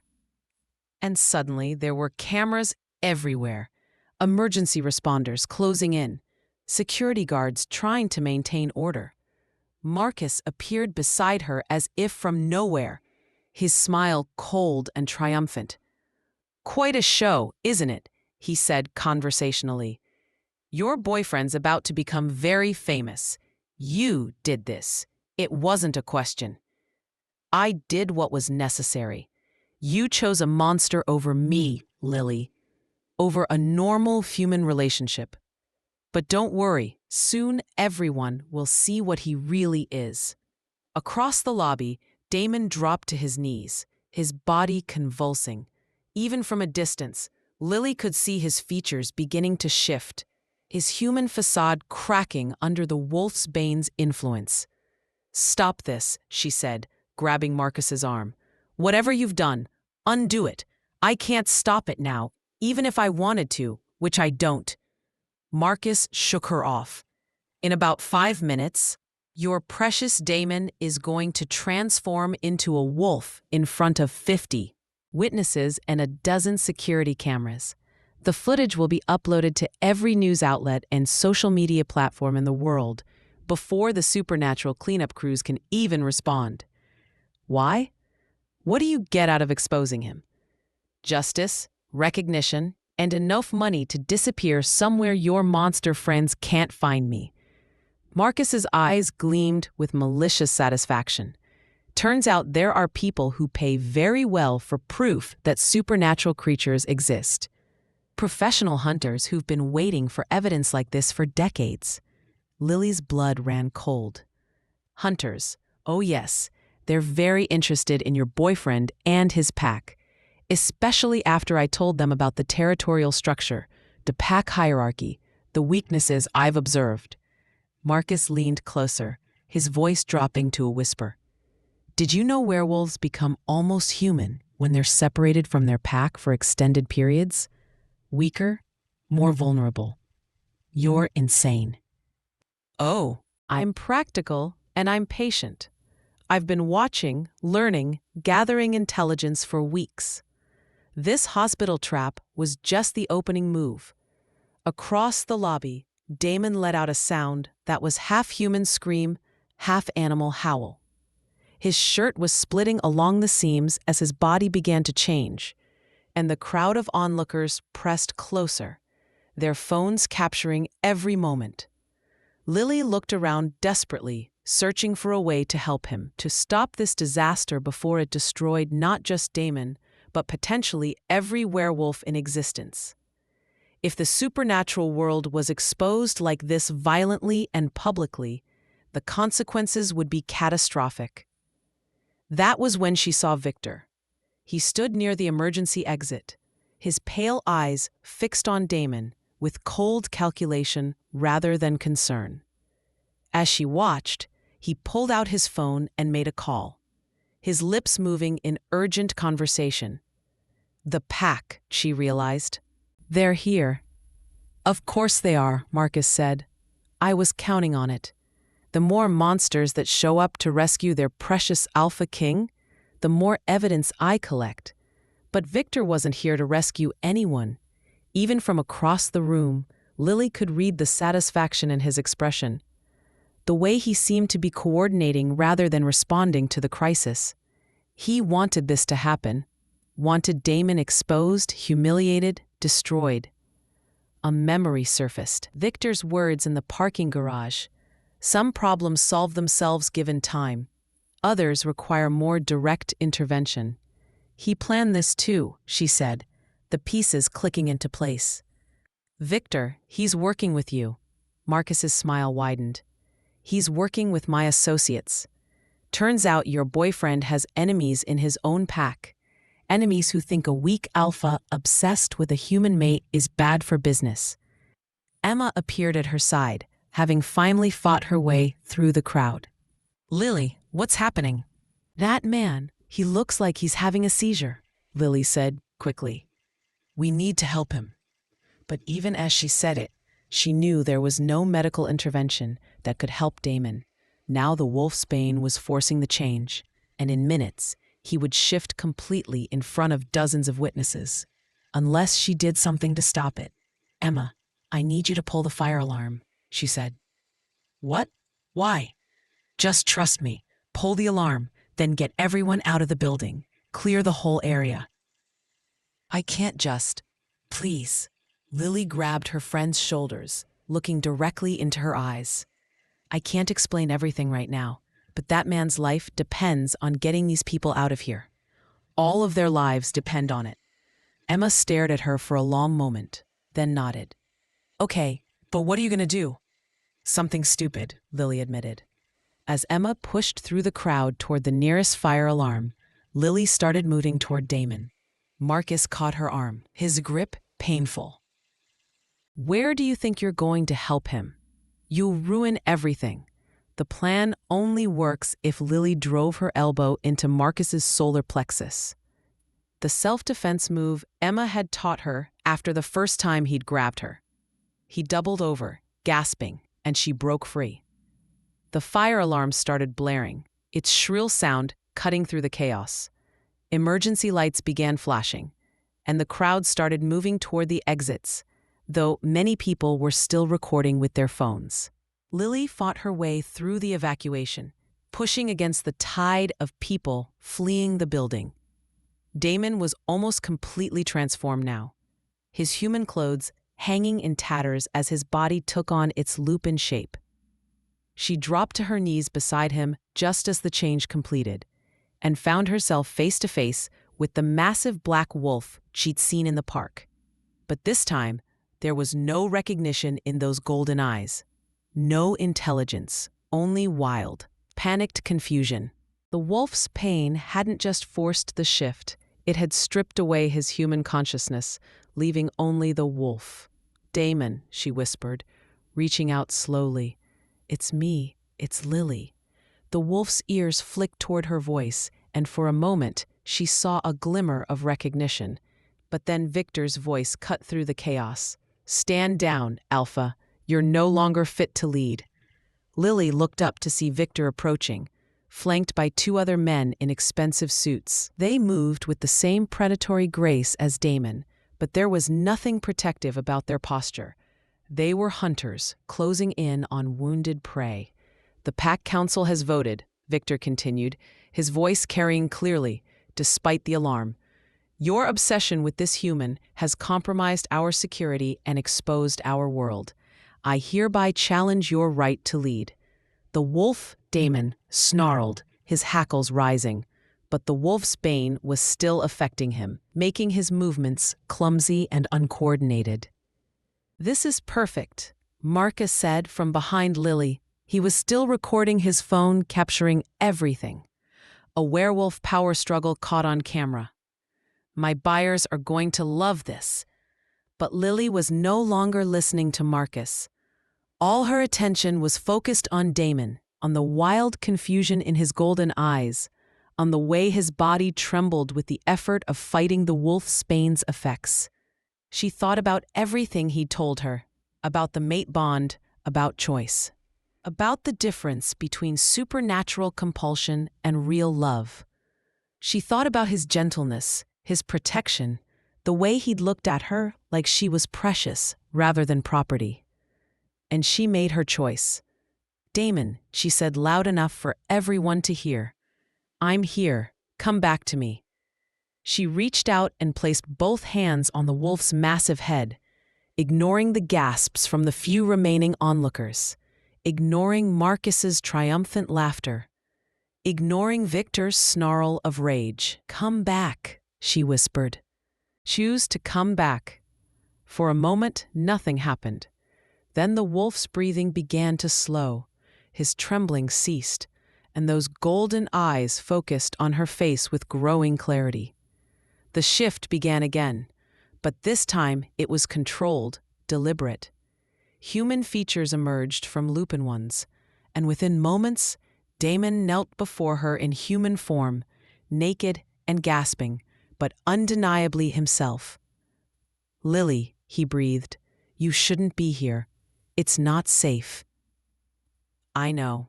She stripped off her jacket and wrapped it around his shoulders. "But I couldn't let you face this alone." Around them, the hospital was finally clearing, the fire alarm having driven most of the witnesses away. But Marcus was still there, still recording, and Victor and his allies were closing in. "Touching," Victor said coldly, but ultimately irrelevant. "The damage is done, Alpha. Your little display here has compromised everything we've worked to protect." "Has it?" Damon rose slowly to his feet, Lily's jacket barely preserving modesty. But there was something different about his posture now, something that made Victor take an involuntary step back. "Because I count exactly 3 witnesses with recording devices, and I know where all of them are." His golden eyes fixed on Marcus with predatory intensity. "You made one critical error in your plan. You assumed I'd be alone when I came for her." That was when Lily heard them, footsteps echoing through the emptying hospital, moving with coordinated precision. She turned to see men and women in dark clothing emerging from stairwells and side corridors, surrounding Victor's group and cutting off Marcus's escape routes. "The Pack," Damon said quietly. "The loyal members, anyway. They've been in position since Victor first made his challenge." "You knew," Victor snarled. "You knew about the trap." "I suspected." "You've never been as clever as you think you are, Victor." Damon's voice was calm, but Lily could see the fury burning in his eyes. "Did you really think I wouldn't, notice my own beta coordinating with supernatural hunters? That I wouldn't have you watched after your little parking garage threat?" Victor's face went pale. "The council will never accept a compromised alpha." Your obsession with this human is my choice to make, Damon finished. Just as it was your choice to betray your pack, your species, and everything we stand for. The showdown between them was interrupted by Marcus's voice, high and panicked. You can't do this. I have rights. This is America, and you can't just make you disappear, one of the pack members suggested helpfully. You'd be surprised what we can do. The footage, Marcus said desperately. I've already uploaded it to the cloud. Even if you kill me, the evidence will still show a man having what appears to be a medical emergency in a hospital, Damon said calmly. Technology is a wonderful thing, Marcus. Video manipulation has become so sophisticated that no one trusts anything they see online anymore. But I saw people saw a man collapse during a chemical emergency. Nothing more. Damon's smile was all teeth. Amazing how memory becomes unreliable during traumatic events. Lily looked around the nearly empty hospital lobby. Understanding dawning, the remaining witnesses were all pack members or hospital staff who would be quietly debriefed. The security cameras had probably been compromised before the first emergency call was made, and Marcus's footage, damning as it might appear, would be dismissed as an elaborate hoax in a world where special effects could create anything. You planned this, she said, looking at Damon with new respect. The whole thing. You knew it was a trap, but you came anyway. I came for you, he said simply. Everything else was just contingency planning. Victor made a sound of disgust. This is exactly what I'm talking about. You risked everything. The secrecy we've maintained for centuries, the safety of every werewolf in North America, for one hum. I risked everything for my mate, Damon corrected, and I'd do it again. The words hit Lily like a physical blow. After everything she'd said to him in the park, after walking away and staying away for 3 days, he'd still come for her, had still put her life above his own safety, above the supernatural world's most sacred law. You could have been exposed, she whispered. You could have destroyed everything. Nothing else matters if I lose you, he said, his golden eyes meeting hers. I told you that before. I meant it. The raw honesty in his voice, the vulnerability beneath his alpha dominance, broke something open in her chest.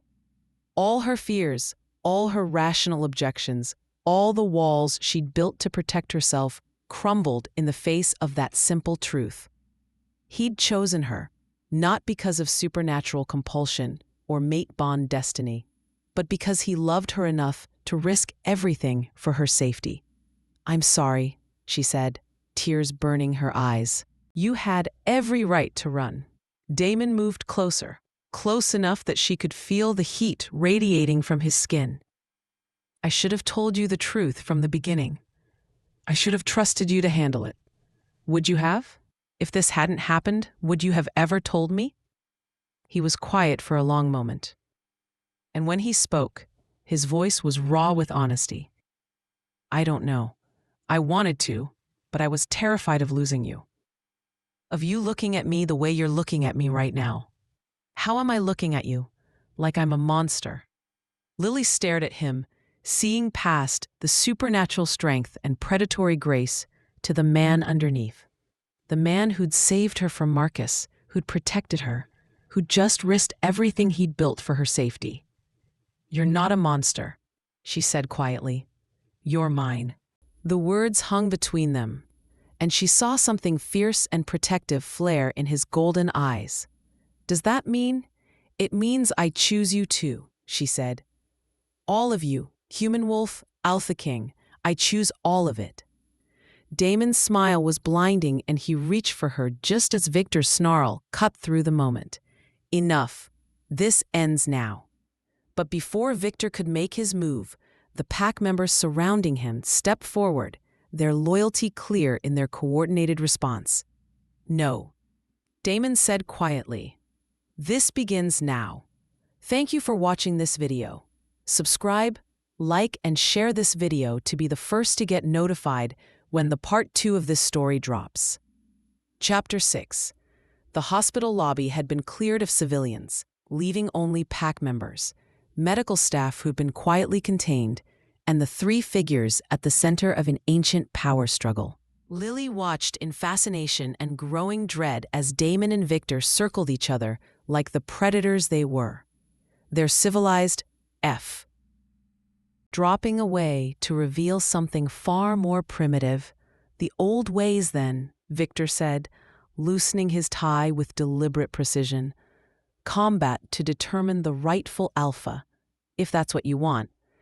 Damon's voice was calm, but Lily could see the tension in his shoulders, the way his eyes had begun to glow with inner fire. But understand this, Victor.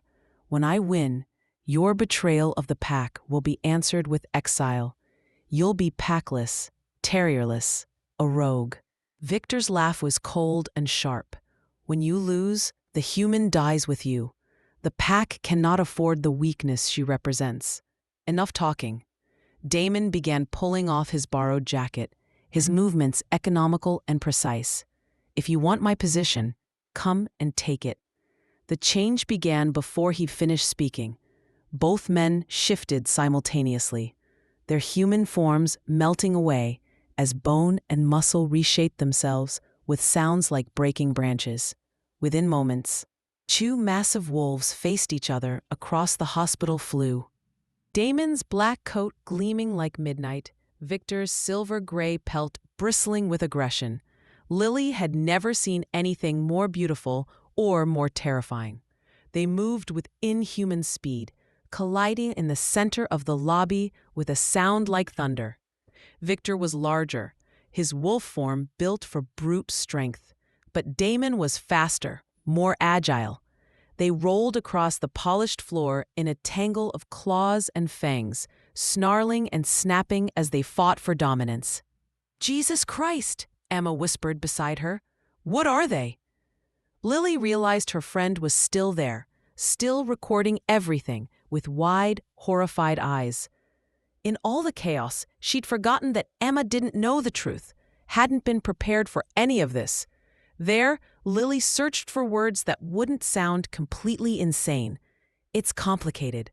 Victor broke away from the clinch and lunged for Damon's throat, but the black wolf twisted aside at the last second. Victor's teeth finding only air.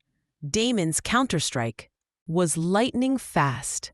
A vicious slash across Victor's flank that opened wounds deep enough to splatter blood across the white hospital walls. The silver wolf stumbled but recovered quickly, circling back with renewed fury. His pale eyes found Lily among the watching pack members, and she saw calculation there. Cold intelligence planning something beyond the ritual combat. "Damon," she called out, but her warning came too late. Victor feinted toward Damon, then pivoted at the last second, launching himself directly at Lily with jaws wide and claws extended. She barely had time to throw her hands up in a futile gesture of defense before Damon slammed into Victor's side, the impact sending both wolves crashing into a nearby information desk. The desk collapsed under their combined weight, computer monitors and paperwork flying in all directions. But the collision had cost Damon. Victor's claws had found their mark during the tackle, opening 3 parallel gashes across Damon's ribs that were already seeping crimson into his dark fur. "No," Lily breathed, starting forward, but strong hands caught her arms. "Stay back," one of the pack members said quietly. "This is pack law. No one can interfere." She watched in helpless terror as the two wolves separated and began circling again. Damon was favoring his left side now. His breathing labored, but his golden eyes never wavered from Victor's pale gaze. Victor pressed his advantage, driving forward with a series of brutal attacks that forced Damon to give ground. The Alpha King was fighting defensively now, using his speed to avoid the worst of Victor's assault. But blood was matting his fur. and each dodge was a fraction slower than the last. "He's losing," Emma whispered, and Lily heard her own fear reflected in her friend's voice. "No." Lily pulled against the hands holding her back. "He can't lose.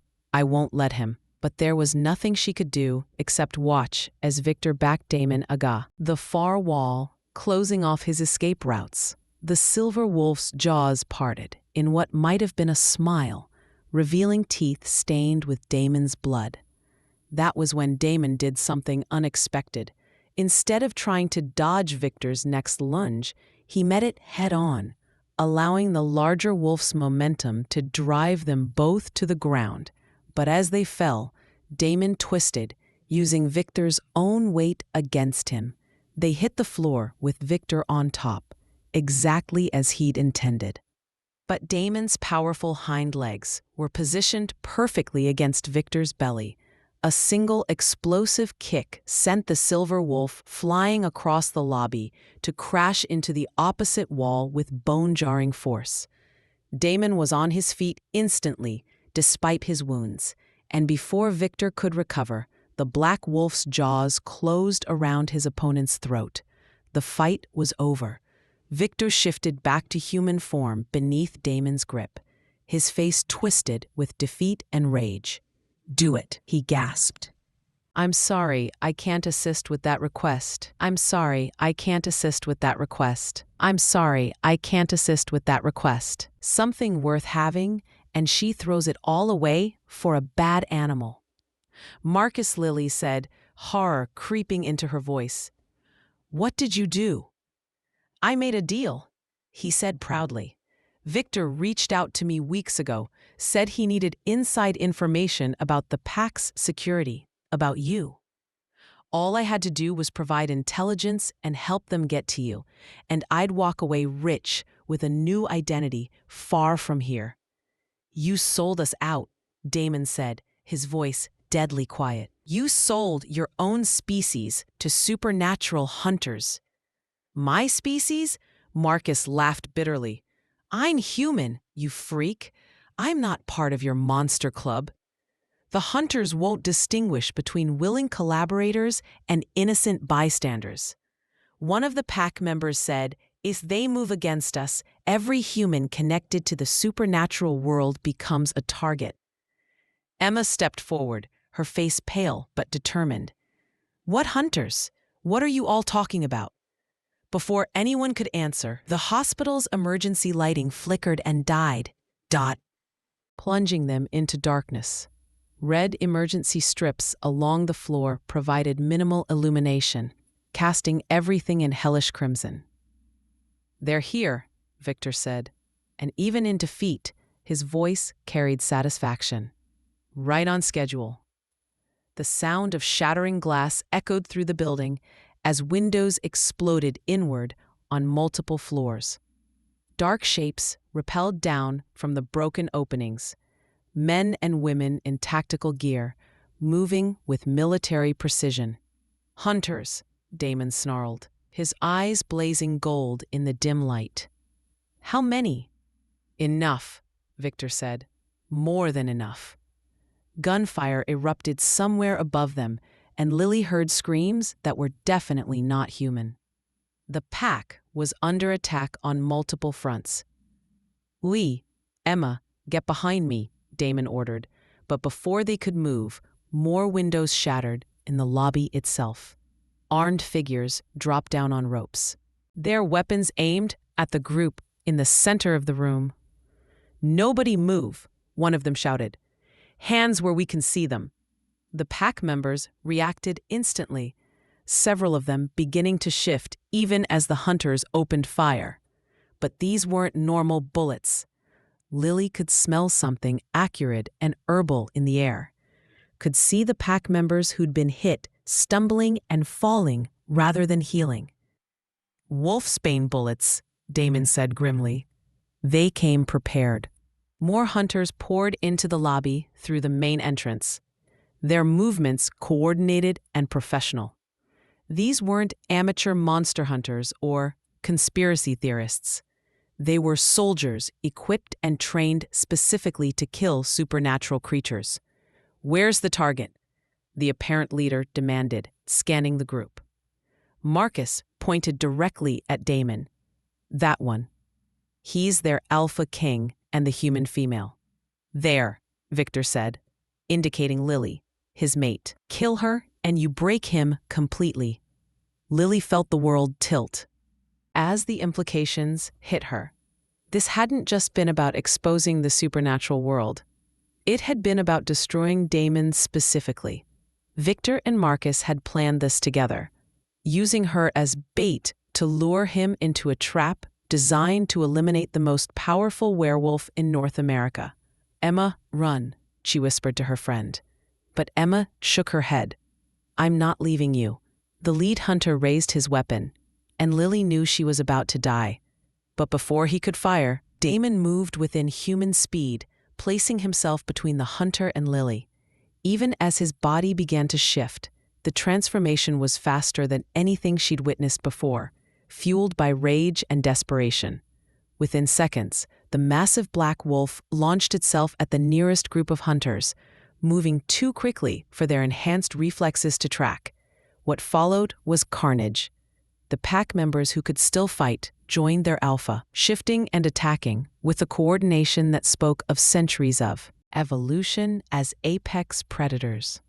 But these hunters were prepared for werewolves. Their weapons, their tactics, even their formation was designed specifically to counter supernatural speed and strength. Lily watched in horror as bullets tore through fur and flesh, as claws met body armor, as her carefully ordered world dissolved into something primal and brutal. This wasn't the romantic fantasy of werewolves she'd read about. This was war, red in tooth and claw, with no mercy given or expected on either side. Emma grabbed her arm, pulling her toward what looked like a service corridor. "We have to get out of here." But as they ran, more hunters appeared, cutting off their escape route. These were different gear, lighter armor, fewer weapons, but their faces were coldly professional. Target acquired. One of them said into his radio, "The human mate and her companion." "Perfect," came Victor's voice from behind them. He'd somehow slipped away during the battle. And now he stood with 3 more hunters, his naked body covered in blood from his fight with Damon.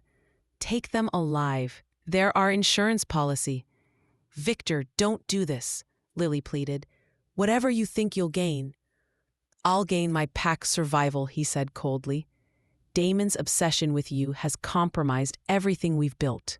With him dead and you gone, the pack can return to what it should be. You're insane if you think killing him will solve anything. The other packs won't accept you as their leader. They will when I deliver proof that I eliminated the threat to our secrecy." Victor's smile was terrifying in its sincerity. "Your death will be blamed on the hunters, of course. A tragic casualty of their attack on our territory." One of the hunters raised a weapon that looked more like a dart gun than a rifle, and Lily realized they intended to tranquilize her and Emma rather than kill them outright. But before the hunter could fire, a roar of pure rage echoed through the corridor. Damon appeared at the far end, still in wolf form, his black fur matted with blood that might or might not have been his own. His golden eyes fixed on Victor with murderous intent. "The Alpha," one of the hunters said, raising his weapon. "No," Victor said sharply. "He's mine." Damon shifted back to human form as he stalked toward them, and Lily gasped at the extent of his injuries. Claw marks and bullet wounds covered his torso, and he was leaving bloody footprints with every step. But his eyes burned with unwavering determination. "Let them go, Victor," he said quietly. "This is between us." "Oh, but it's not," Victor replied. "It stopped being between us the moment you chose her over your pack, over your responsibilities." "I chose love over fear," Damon said. "Something you'll never understand." Victor laughed. "Love? You call this obsessive fixation love? You've risked everything, our secrecy, our safety, our very existence for one fragile human who will be dead in 60 years. Anyway, she's my mate. She's your weakness, and I'm going to cut that weakness out of you. Victor nodded to the hunters, and they raised their weapons, but not at Damon, at Emma. You want to save your precious human? Victor said. Watch her friend die first. The gunfire was deafening in the enclosed corridor. Lily screamed, throwing herself toward Emma. But she was too slow, too human. Emma crumpled to the ground, crimson spreading across her scrubs, her eyes wide with shock and pain. No! Lily dropped to her knees beside her friend, pressing her hands against the wounds in Emma's chest. No, no, no, please. I'm sorry, Emma whispered, blood flecking her lips. I'm so sorry, Lily. Don't apologize. Don't you dare apologize. This isn't your fault. But even as she said it, Lily knew it was a lie. This was absolutely her fault. Emma was dying because Lily had brought this world of monsters and violence into her life. Because she'd fallen for a werewolf and dragged her best friend into supernatural politics that no human should ever have to face. Behind her, she heard Damon's roar of grief and fury, heard the sounds of combat as he tore into Victor and the hunters with renewed savagery. But all of that seemed distant and unimportant compared to the woman bleeding out in her arms. Stay with me, she whispered to Emma. Please stay with me. Emma's hand found hers, squeezing weakly. Take care of yourself, okay? And maybe stay away from guys who turn into wolves. Despite everything, Lily found herself laughing through her tears. I'll consider it. Good. Emma's eyes were starting to glaze over, but she managed one more whisper. He really loves you, you know. I can see it in how he looks at you, Emma. But her friend's eyes had already closed, her hand going limp in Lily's grasp. Lily knelt there in the corridor, holding Emma's cooling body as the battle raged around her. She was dimly aware of Damon fighting like a man possessed, of Victor's screams as claws found their mark, of hunters falling one by one to supernatural fury. But all she could focus on was the fact that her best friend was dead.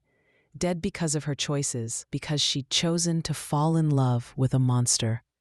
When the fighting finally stopped, when the last hunter had fallen and Victor lay motionless in a pool of his own blood, Damon found her there, still kneeling, still holding Emma, still crying silent tears that felt like they would never end.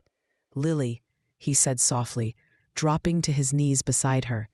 His own wounds were healing already, supernatural regeneration, closing cuts and bullet holes. But there was a different kind of pain in his golden eyes. I'm so sorry. She's dead. The words came out flat, emotionless.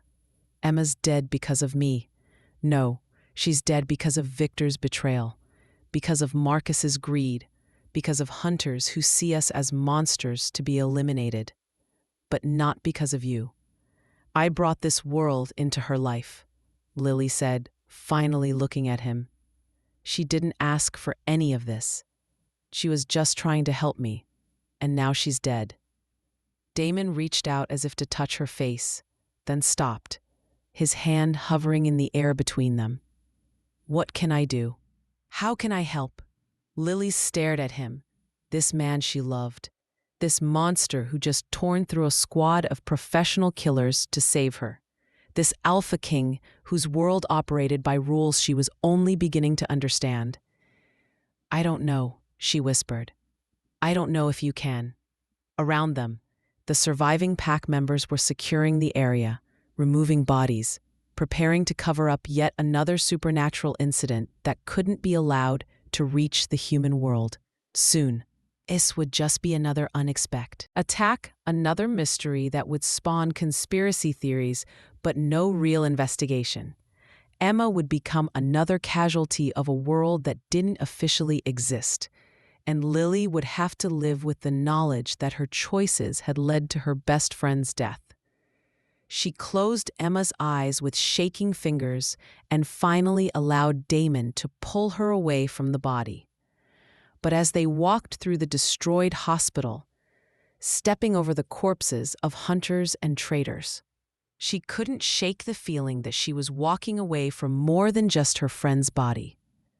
She was walking away from any chance of a normal life, of safety, of peace. This was Damon's world, beautiful and brutal, passionate and violent, where love could mean the difference between life and death. The question was, after tonight, after seeing what that world had cost, could she still choose to be part of it? Could she still choose him? Chapter 7. The steady beep of hospital machines had become the soundtrack to Lee. Guilt. She sat beside Emma's bed in the ICU, holding her friend's limp hand, watching the rise and fall of her chest. That was only possible because of the ventilator breathing for her. 3 days. 3 days since the attack at Seattle General. 3 days since Emma had taken bullets meant for Lily. 3 days since the doctors had delivered their devastating prognosis. The damage to her brainstem is extensive. Dr. Martinez had explained with clinical gentleness. She's stable, but we can't predict if or when she might wake up. I'm sorry, if or when. 2 little words that had become Lily's entire world. I brought you coffee. She looked up to find Damon standing in the doorway, holding a paper cup that smelled like the good stuff from the French place downtown. He looked terrible, hollow-eyed and pale, with a gauntness that spoke of days without proper food or sleep. The mate bond was killing him, just like it was killing her. She could feel it sometimes, that invisible thread, connecting them, stretched taut and fraying at the edges. Every hour they spent apart made the ache in her chest a little worse, made breathing a little harder. But looking at Emma's motionless form, feeling the weight of her own responsibility for putting her best friend in this hospital bed, Lily knew she was making the right choice. "Thank you," she said, accepting the coffee, but not meeting his eyes. "You shouldn't have come. She was my friend too."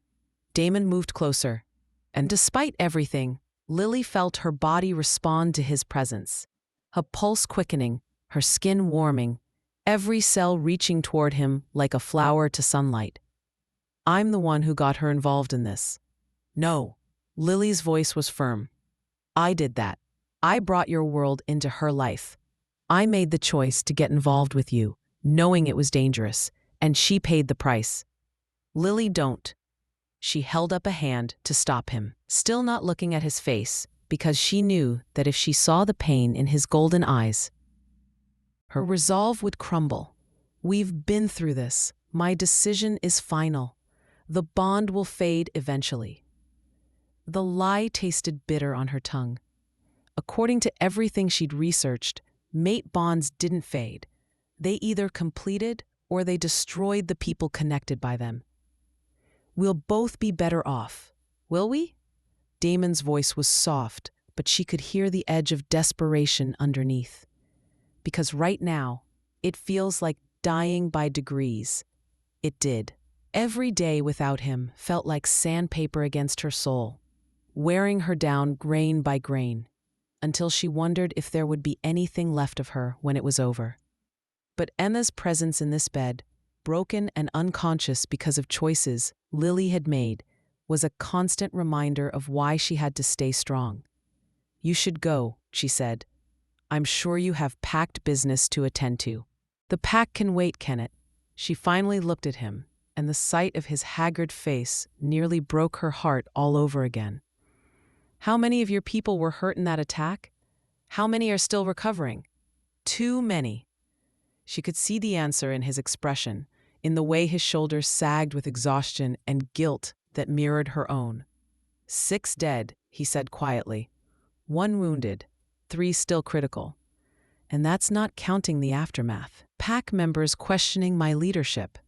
other alphas wondering if I've become too weak to hold territory. Then go take care of them. They need you more than nothing is more important than you." The words hit her like a physical blow, and she had to close her eyes against the longing that rose up in her chest. "That's the problem," she whispered. "That's exactly the problem. You'll always choose me over your responsibilities, over your pack's safety, over everything else, and people will keep getting hurt because of it. That's not, isn't it?" She opened her eyes, meeting his gaze directly. "Tell me honestly, Damon, if this happened again, if I were in danger and saving me meant risking your pack, what would you choose?" He was quiet for a long moment, and in that silence, they both had their answer. "I can't change what I am," he said finally. "I can't change that you're my mate, that losing you would destroy me. I know." And that was the tragedy of it all. She understood now why he'd made the choices he had, why he'd risk everything for her. The mate bond wasn't just supernatural destiny. It was love, distilled to its most essential form, pure and consuming and completely irrational. "But I can't live with being the reason good people die." Damon moved closer to her chair, close enough that she could smell his familiar scent of bergamot and wilderness, could feel the heat radiating from his body. "What if I step down?" He said quietly. "What if I gave up being Alpha King? Let someone else lead T? We could go somewhere far from here. Start over. You'd hate me for it eventually." The words came out harsher than she'd intended. "You'd resent me for making you give up everything you've built, everyone who depends on you, and I'd hate myself for letting you do it. So what then? We just give up? Let this bond tear us both apart rather than fight for what we have?" Lily looked down at Emma's peaceful face, at the machines keeping her alive, at the visible proof of what loving Damon Blackwood could cost. "Yes," she whispered. "That's exactly what we do." She heard him take a shaky breath, heard the pain in it that matched her own. "If that's what you want, it's what has to be." For a moment, she thought he might argue further, might try to change her mind with the golden-eyed intensity that had drawn her to him from the beginning. But when she looked up, his expression had gone carefully neutral, the mask of the Alpha King sliding back into place. "I'll have security watch the hospital," he said, "in case there are any remaining hunter cells. Thank you. And if you need anything, anything at all, I won't." He nodded, accepting the lie, and turned to go. But at the doorway, he paused. "For what it's worth," he said without turning around, "I think you're wrong. I think love is worth fighting for, even when it's dangerous. Especially when it's dangerous." Then he was gone, leaving only the faint scent of bergamot and the echo of machines keeping her best friend alive. Marcus Hicks sat in his car outside the bus station, hands shaking as he counted the cash in his duffel bag for the third time. $50,000, his payment from Victor for services rendered, minus what he'd already spent on fake identification documents and a bus ticket to Mexico. It should have been enough to start over, to disappear completely from the supernatural nightmare his life had become.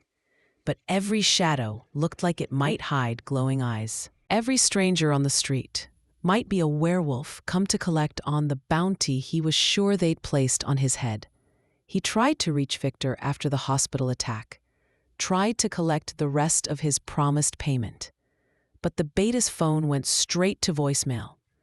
The hunter contact who'd recruited him had gone similarly silent, and Marcus was beginning to suspect he'd been abandoned by both sides. The smart thing would be to get on that bus and never look back. Mexico had no extradition treaty for supernatural crimes, and he had enough money to disappear into some coastal town where werewolves were nothing more than movie monsters. But as he reached for the car door handle, he caught a reflection in the side mirror that made his blood run cold. Golden eyes watching him from the shadows between buildings. Marcus fumbled for his keys, his hands slipping on the metal as panic flooded his system. The engine turned over on the third try, and he peeled out of the parking lot. Looking back, his heart hammering against his ribs, he made it 3 blocks before they forced him off the road. The attack came from multiple directions at once, shapes moving with inhuman speed to surround his car, claws tearing through metal and glass like tissue paper. Marcus screamed as his door was ripped completely off its hinges, as hands that were too strong and too hot dragged him from the wreckage. "Hello, Marcus." The voice belonged to Victor. But when Marcus looked up at his former ally, he barely recognized the man. Victor's face was a mass of healing claw marks, his left eye sealed shut with scar tissue, his hair gone completely white. But it was his expression that truly terrified Marcus. The cold, calculating fury of someone with absolutely nothing left to lose. "Victor," Marcus gasped, trying to project confidence he didn't feel. "I've been trying to reach you about my payment." "Your payment?" Victor's laugh was like broken glass. "You mean the money I promised you for helping me destroy Damon Blackwood?" "We did destroy him. The attack, the exposure, failed." Victor backhanded him casually, the blows splitting Marcus's lip and knocking him to his knees. "Damon lives. His pack is still intact, and the supernatural world's secrecy remains unbroken. All because you couldn't follow simple instructions. That's not my fault. You said the hunters would handle everything. The hunters are dead. All of them. Torn apart by wolves defending their precious alpha king." Victor crouched down to Marcus's level, his remaining eye blazing with malice. "Do you know what it's like to be packless, Marcus? To be cut off from everything that makes you whole?" Marcus shook his head, not trusting his voice. "It's like dying slowly," Victor continued conversationally. "Every day, a little more of yourself withers away until you're nothing but hunger and rage and the desperate need for revenge against the one who took everything from you. I can help you," Marcus said desperately. "I know things about Damon, about the human girl." "Oh, you're going to help me," Victor agreed, "just not in the way you think. The rogues," Marcus could see them now. A pack of werewolves whose eyes held the same desperate fury as their leaders, closed in around him. These weren't the controlled, civilized predators from Damon's pack. These were wolves driven mad by exile, by the loss of everything that gave their lives meaning. "You're going to be bait," Victor explained. "The perfect lure to draw Damon into one final confrontation. And this time, I won't make the mistake of underestimating him." Marcus tried to run, but rogue claws were faster than human reflexes. The last thing he saw before unconsciousness took him was Victor's scarred face twisted into a smile of pure malice. Lily felt the attack before she understood what was happening. She'd been dozing in the hospital chair, her dreams filled with gold, and the phantom scent of bergamot when something yanked her awake with the urgency of a fire alarm. The mate bond stretched, and fraying though, it was suddenly blazed to life with Damon's fear and rage. He was in danger. She was on her feet before conscious thought caught up with her, her hand already reaching for her phone to call him. But before she could dial, the phone rang in her hand. Lily. The voice belonged to one of Damon's pack members. She thought his name was James. "You need to get to the warehouse district now." "What's wrong? Where's Damon?" "Under attack. Victor survived and he's brought rogues. They have the area surrounded," and the line crackled with static and what sounded like gunfire. "Damon's hurt. He's asking for you." Lily's world tilted. "I'll be right there." She was halfway to the elevator before rational thought reasserted itself. This was exactly what she'd been trying to avoid, being drawn back into Damon's world of violence and danger. If she went to him, If she answered his call for help, she'd be admitting that all her noble intentions about keeping him and others safe were just lies she'd told herself. But the alternative was letting him die. And despite everything, despite her fears and her guilt and her determination to protect innocent people from supernatural violence, she couldn't do that. She couldn't let him face this alone. The warehouse district was a maze of industrial buildings and empty lots on the outskirts of Seattle, the kind of place where supernatural battles could happen without witnesses. Lily parked 3 blocks away and ran the rest of the distance, following the sounds of combat and her own inexplicable ability to sense Damon's location. What she found was a war zone. The pack, what remained of it after the hospital attack, had taken defensive positions around a large warehouse, but they were clearly outnumbered. Rogues that attacked from all directions, their assault coordinated by Victor's tactical knowledge, hack fighting techniques. And in the center of it all was Damon, magnificent and terrible in his fury, leading his wolves against impossible odds. Even from a distance, Lily could see he was wounded. His movements were slower than they should be, and there was blood matting his dark fur. But he fought with the desperate courage of someone protecting everything he held dear. She started toward the battle, then stopped as rational thought caught up with her. What could she possibly do? She was human, fragile, completely useless in a fight between supernatural predators. Her presence would only distract Damon, make him vulnerable when he needed to focus on survival.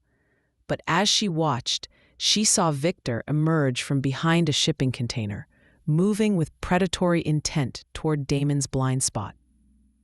The Alpha King was engaged with 3 rogues simultaneously. All his attention focused on the immediate threat. He didn't see Victor coming. Damon! Lily screamed, breaking cover without. For her own safety, her warning saved his life.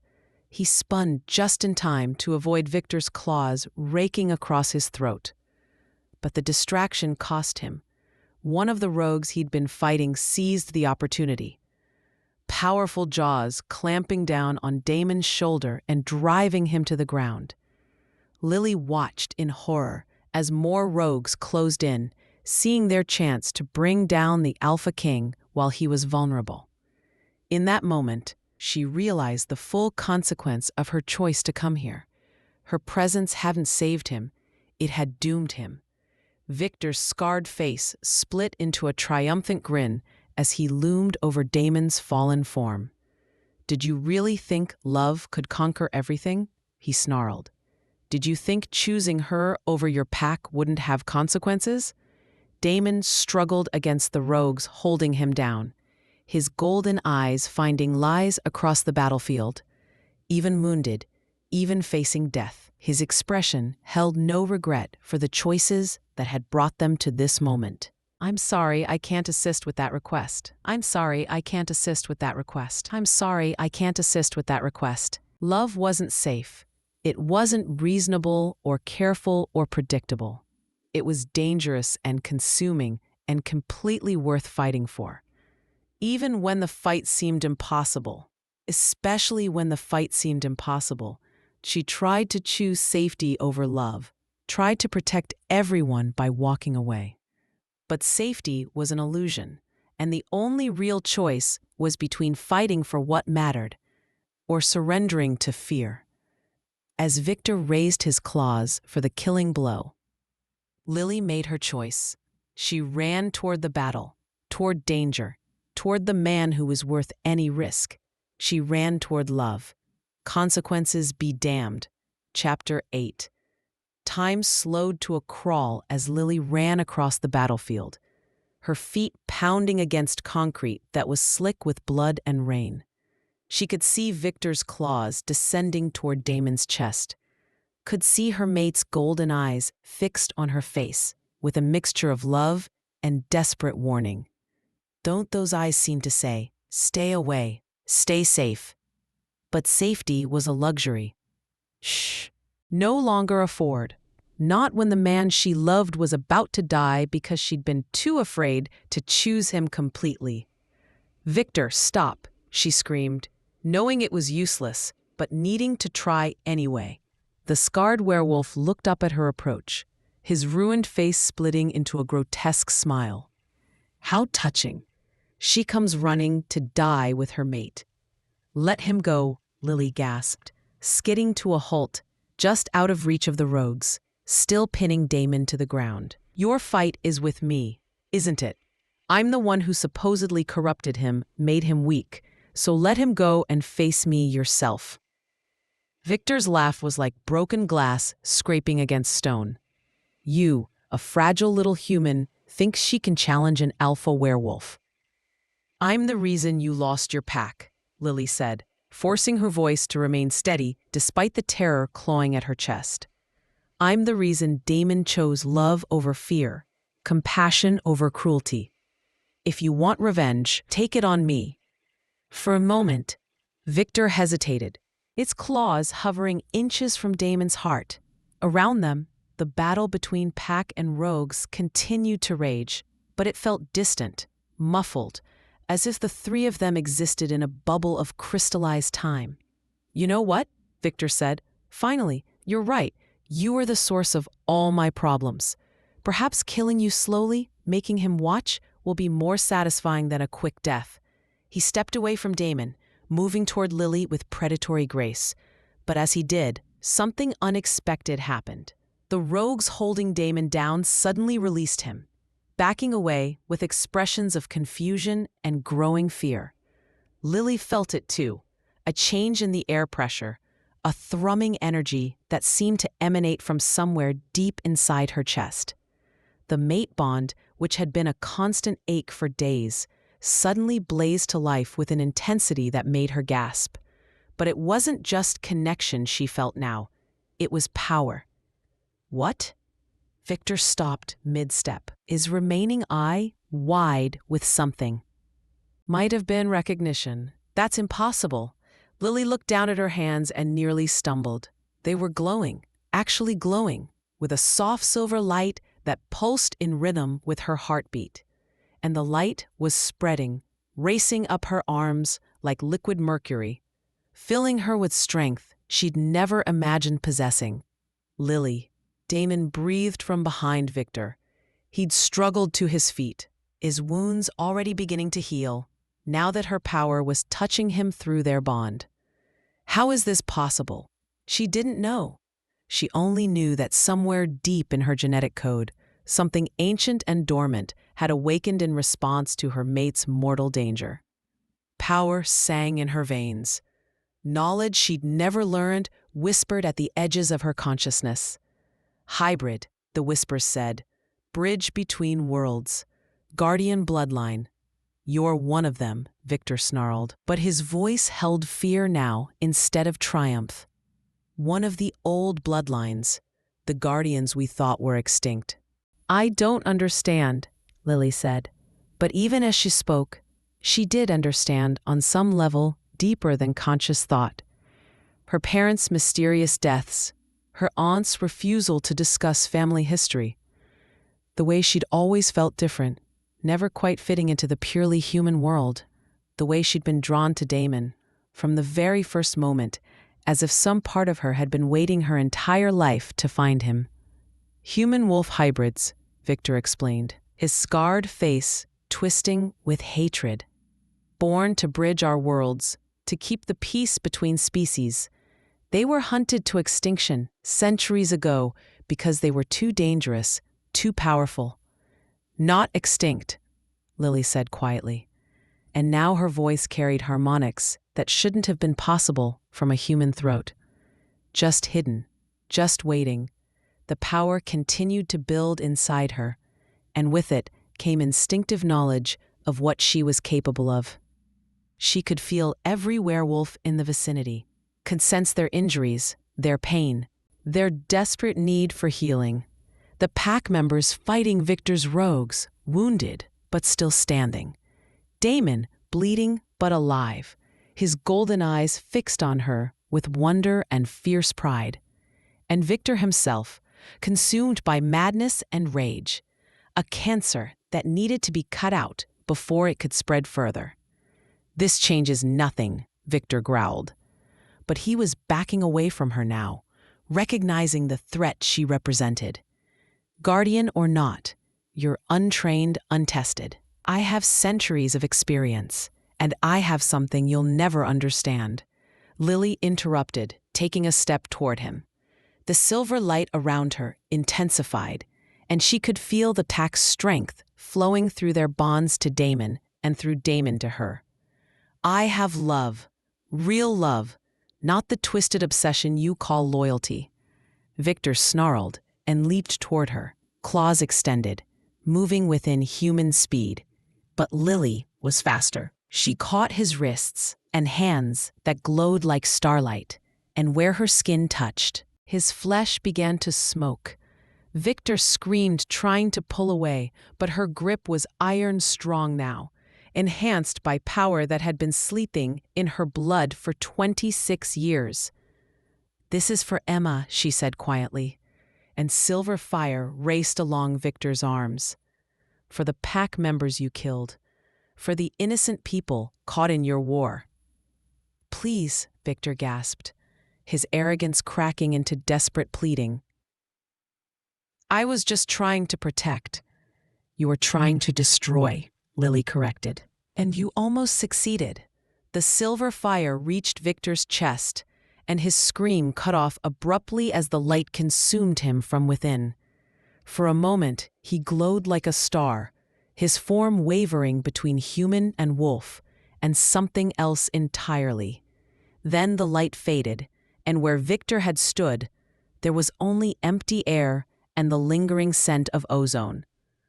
Lily staggered, the power leaving her as quickly as it had come, leaving her feeling drained and strangely hollow. But before she could fall, strong arms caught her, pulling her against a familiar chest that smelled of bergamot and wild spaces. "I've got you," Damon murmured against her hair. "I've got you, and I'm never letting go again." Around them, the battle was ending.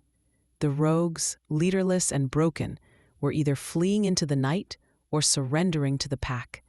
But Lily barely noticed, too focused on the way Damon's heartbeat felt against her cheek, the way his hands trembled as they stroked her hair. "You came back," he said, and she could hear tears in his voice. "Even after everything, you came back." "I never really left," she admitted, tilting her head up to meet his golden eyes. "I was just too scared to admit it." And now, Lily looked around at the aftermath of the battle, at pack members tending each other's wounds, at the empty space where Victor had stood, at the proof of what she was capable of when she stopped running from her nature. "Now, I'm still scared," she said honestly. "But I'm more scared of losing you than I am of anything else." Damon's smile was like sunrise after the longest night. "Even if loving me means accepting a world of danger and violence. Even if loving you means becoming dangerous myself," she replied and kissed him with all the passion and commitment she'd been holding back for days. The kiss tasted like blood and tears and the promise of forever. They found Marcus an hour later, bound and beaten in the back of an abandoned van a few blocks from the warehouse. He was barely conscious when they cut him free, his face a mass of bruises and his breathing labored. "Lily," he whispered when he saw her, his voice barely audible. "You came?" "Of course I came," she said, though she felt no warmth for the man who had caused so much pain. "We're taking you to a hospital." "No." Marcus struggled to sit up, his hand clutching weakly at her arm. "No hospitals. They'll ask questions I can't answer." "Marcus, you need medical attention." "I need forgiveness," he interrupted, his eyes desperate. Pleading, "I know I don't deserve it, but I need you to know I never meant for Emma to get hurt. I never meant for any of this to go so far." Lily looked down at the man who had terrorized her for months, who had betrayed them all to supernatural hunters, who had been willing to see her die for money and revenge. She should feel hatred, should want him to suffer as he'd made others suffer. Instead, she felt only pity. "I know," she said quietly. "I know you're sorry. Victor promised me protection, a new life away from all this supernatural insanity." Marcus continued, his words coming faster now, as if he was afraid he'd run out of time. "But when the attack failed, when his rogues captured me, he told me the truth. There was never going to be protection. He was always planning to kill me once I'd served my purpose." "Marcus, he's not done," Marcus said urgently. "Victor, he had contingency plans, backup schemes. Even with him gone, there are others. Hunters, rogues, enemies who want to." The pack destroyed. Before Lily could ask what he meant, the sound of approaching engines cut through the night. Not the measured rumble of pack motorcycles, but the aggressive roar of vehicles driven by people with nothing left to lose. "They're coming," Marcus gasped, struggling to his feet. His backup plan. If the direct assault failed, he arranged for human extremists to firebomb the pack's safe houses. They think they're eliminating a terrorist cell. Horror washed over Lily as she realized what he meant. The packs wounded their children, the elders who couldn't fight. They were all gathered at the main safe house, waiting for news of the battle. "How many?" Damon demanded. 24, maybe more, military-trained, armed with incendiaries. Marcus swayed on his feet, but his voice was steady. "They'll be there in minutes." Damon was already reaching for his phone, but Marcus caught his wrist. "There's more," he said. "Victor told them to watch for escaping werewolves. They have sharpshooters positioned around the building. Orders to kill anyone who tries to leave. Then we evacuate through the tunnels." "Blocked," Marcus said grimly. He thought of everything. The only way in or out is through the front, directly into their line of fire. Lily felt the blood drain from her face as the implications hit her. The pack's most vulnerable members were trapped with heavily armed extremists closing in, and no way to escape without walking into a massacre. "Unless," Marcus said quietly, "someone creates a distraction. Someone they won't expect." He was looking directly at her as he spoke, and Lily understood. A human, especially a human they'd identify as a hostage or victim, could approach the building without triggering their paranoid defenses. "Absolutely not," Damon said immediately. "I won't let you walk into another trap." "It's not a trap," Marcus said. "It's a sacrifice. Mine." "No," before anyone could stop him. Marcus pulled a pistol from his jacket, probably taken from one of Victor's rogues, and pressed it into Lily's hands. "I'm going to walk up to their perimeter," he said calmly.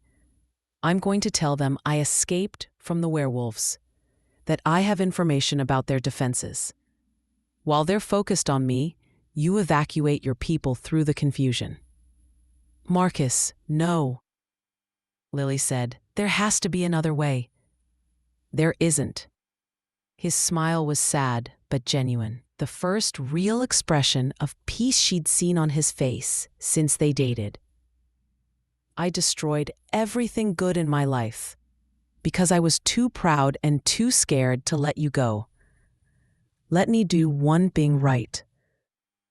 "They'll kill you." "Probably." Marcus shrugged. "But maybe that's what I deserve. Maybe dying to save innocent people is the only way I can balance the scales." Before Lily could argue further, Marcus was walking away, moving toward the approaching vehicles with steady, determined steps. She started to follow. But Damon caught her arm. "Let him go," he said gently. "Let him choose his own redemption." They watched from the shadows as Marcus approached the extremist convoy, his hands raised in apparent surrender. Even from a distance they could hear him talking, spinning some story about being held captive by the monsters, offering to lead them to the pack's weakness. It worked. the heavily armed humans clustered around Marcus. Their attention focused entirely on his supposed intelligence briefing. They never saw the pack members slipping through the darkness behind them, evacuating the safe house's occupants through windows and back exits. The deception lasted almost 10 minutes, long enough for every vulnerable pack member to reach safety. Then, one of the extremists noticed the empty building and realized they'd been played. The gunshots echoed across the warehouse district like thunder, and Marcus fell to the ground, his body riddled with bullets. But he was smiling as he died, his eyes finding Lily's face in the darkness. "Thank you," he mouthed silently, "for showing me what real love looks like." And then he was gone, the man who had terrorized her, finding peace at last in sacrifice. 3 months later, "You may not want to look at this," Dr. Martinez said gently. But his eyes were bright with the kind of wonder that made medicine worthwhile. Lily held Emma's hand as her best friend slowly opened her eyes, blinking in the soft afternoon light, filtering through the hospital window. It had been 3 months since the attack. 3 months of coma and uncertainty and desperate hope. 3 months of Lily learning to control her newfound abilities, of accepting her role as Luna Queen of the Pacific Northwest Pack, of planning a mating ceremony that would unite not just 2 hearts, but 2 worlds. Lily. Emma's voice was from disuse, but it was the most beautiful sound Lily had heard in months. "I'm here," Lily said, tears streaming down her face. "I'm right here." "What happened?"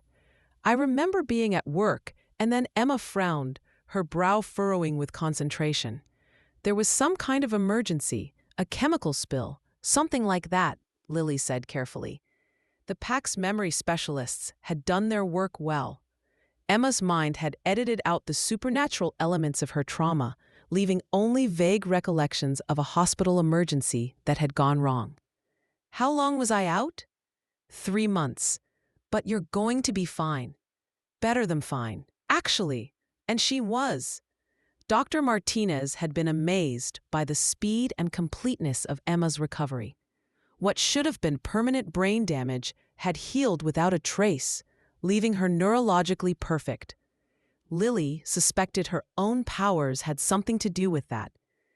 The unconscious healing energy she'd been directing toward her friend for months. But she'd never tell Emma that, never burden her with the knowledge of what she'd truly lost. 3 months, Emma said wonderingly. "God, I must have missed so much. How's work? How's your love life? Are you still seeing that gorgeous CEO?" Lily's laugh was bright with tears and joy and the relief of having her best friend back. "Actually, we're getting married." "Married? When? Why didn't you wake me up sooner?" Emma struggled to sit up, her eyes bright with excitement. "I have to be your maid of honor. It's written in the best friend code." "The ceremony is next week," Lily said. "And yes, you're absolutely going to be my maid of honor. If you're feeling up to it, I'll be feeling up to it if I have to will myself to health through sheer stubbornness," Emma declared. "I'm not missing your wedding to Prince Charming." If only she knew, Lily thought, how literally accurate that description was. The full moon hung like a silver coin in the clear night sky, bathing the forest clearing in ethereal light.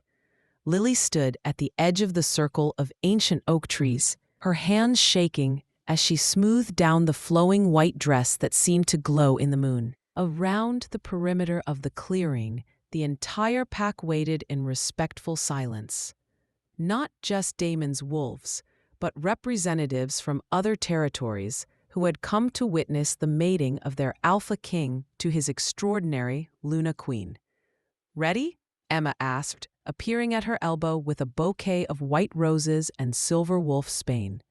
The flower that had once been their greatest threat, now transformed into a symbol of unity between worlds. As ready as someone can be to marry a werewolf king in front of a supernatural audience, Lily replied, her voice steady despite her nerves. Emma laughed, completely at ease with what she believed was an elaborate themed wedding in a forest preserve. I still think you could have gone with something more traditional, but I have to admit, this is pretty magical. You have no idea, Lily thought, but she just smiled and squeezed her best friend's hand. Besides, Emma continued, I'm sorry, I can't assist with that request. Lud, if that's what you wanted. As if summoned by her words, Damon appeared at the far end of the clearing. He wore simple black clothes that emphasized his tall, powerful frame, and his golden eyes found hers immediately across the distance. Even with 50 feet and a crowd of wee werewolves between them, Lily felt the mate bond sing with recognition and love. Showtime, Emma whispered, giving her a gentle push forward. Lily walked through the circle of pack members, feeling their approval and welcome wash over her like warm water. These were her people now, her family, and she belonged here in ways she was still learning to understand. Halfway to Damon, she felt the familiar tingle of power beginning to build in her chest. Not the explosive energy she'd wielded against Victor, but something gentler, warmer, the healing magic that was her birthright, the bridge-building power that would help unite their worlds. By the time she reached Damon's side, she was glowing softly with sylph, and the pack's voices rose in harmonized howls of celebration. You're beautiful, Damon murmured, taking her hands in his. You're perfect. I'm yours, she replied, and meant it with every fiber of her being. The ceremony itself was a blend of human and werewolf traditions, officiated by the pack's eldest member, and witnessed under the light of the full moon. They exchanged rings and vows, promised to love and protect each other through all the dangers their world might bring. But the real magic happened when Damon tilted his head, exposing the strong line of his throat, and Lily understood what he was offering. The claiming bite, the final bond that would unite them not just emotionally, but supernaturally, making her not just his mate, but his equal partner in ruling the pack. Are you sure? He asked quietly. Once this is done, there's no going back. You'll be part of this world forever. Lily looked around the clearing at the faces watching her. Pack members who had become Fa. Emma beaming with joy at what she thought was just an elaborate wedding kiss. The forest itself seeming to hold its breath in anticipation. This world had cost her so much. Her innocence, her simple human life, her best friend's health, her peace of mind. But it had also given her love beyond her wildest dreams, power she'd never imagined possessing, and a sense of belonging she'd searched for her entire life. I was always part of this world, she said, tilting her head to mirror his posture. I just didn't know it yet. Damon's bite was gentle, but firm, his teeth finding the perfect spot at the junction of her neck and shoulder. Lily felt the brief flash of pain, followed by a rush of pleasure and power that made her gasp. The mate bond, already strong, blazed into something transcendent, connecting them so completely that she could feel his heartbeat as clearly as her own. When he released her, she was no longer just Lily Chun, freelance graphic designer with a complicated love. She was Luna, queen of the Pacific Northwest Pack, bridge between the human and supernatural worlds, guardian of ancient bloodlines. She was home. As the pack's howls of celebration echoed through the forest, Damon pulled her close and whispered against her ear. Forever, forever, she agreed, sealing the promise with a kiss that tasted of moonlight and destiny, and the wild magic of a love that had conquered every obstacle placed in its path. Around them, the pack celebrated the union of their king and queen, the joining of two souls that had found each other against impossible odds. And in the distance, barely audible over the sounds of joy, a wolf howled its blessing from somewhere deep in the ancient woods. A reminder that some bonds are written in starlight and sealed with silver fire, meant to last through all the turnings of the world. Lily Chin Blackwood, Luna Queen and Guardian. held her mate close, and knew that whatever challenges lay ahead, they would face them together. Forever bound, forever protected, forever loved. The moon smiled down on them all, and the forest kept their secret safe. Epilogue. 5 years later, the scent of coffee and cinnamon rolls drifted through the morning air as Lily Chin Blackwood made her way through the bustling Pike Place market. Her 3-year-old daughter's small hand tucked securely in hers. Luna, named for her mother's title and her birth under the full moon, was a perfect blend of her parents, with Damon's golden eyes and Lily's delicate features, though her personality was pure mischievous wolf pup. "Mama, can we get the flowers?" Luna asked, tugging toward a vendor's stall filled with early spring blooms. "The pretty purple ones for Aunt Emma." "Of course, sweetheart," Lily said, her heart warming at her daughter's thoughtfulness. At 3, Luna was already showing signs of her hybrid heritage, enhanced senses, unusual strength for her age, and an empathetic connection to both humans and werewolves that never ceased to amaze her parents. They selected a bouquet of lavender and white roses, Luna carefully choosing each stem with the serious concentration that made her look exactly like Damon when he was considering pack business. The vendor, Mrs. Patterson, beamed at them both. "How's that husband of yours, dear?" she asked, wrapping the flowers with practiced efficiency. "Haven't seen him around the market lately." "Busy with work," Lily replied diplomatically. The human world knew Damon Blackwood as a successful CEO who'd recently expanded his business into environmental conservation and community development. They had no idea that his rail work involved mediating territorial disputes between supernatural species and overseeing the peaceful integration of various shifter communities into Pacific Northwest society. "Well, you tell him Mrs. Patterson says hello, and this little angel gets a cookie on the house." She handed Luna a sugar cookie shaped like a flower, which the toddler ate with a brilliant smile that would have melted even Victor's cold heart. As they continued through the market, Lily reflected on how much had changed since that terrifying night in the warehouse district. The supernatural world was still hidden from most humans, but it was no longer a world of constant secrecy and fear. Under Damon's leadership, and with Lily's unique abilities as a bridge between species, they'd created something unprecedented, a truly peaceful coexistence. The pack had grown, welcoming not just werewolves, but other shifters who'd been living in isolation. Bears from Alaska, ravens from the Olympic Peninsula, even a small family of sulkies from the coast. Lily's healing abilities and natural diplomatic skills had made her the perfect Luna Queen for this new era of supernatural cooperation. "Mama, look!" Luna pointed excitedly at a familiar figure approaching through the crowd. "It's Aunt Emma." Emma Reyes jogged toward them, her scrubs traded for casual weekend clothes. Her face bright with the joy that had never quite left her since waking from her coma 5 years ago. She'd returned to nursing with a renewed passion for life, eventually specializing in pediatric trauma care.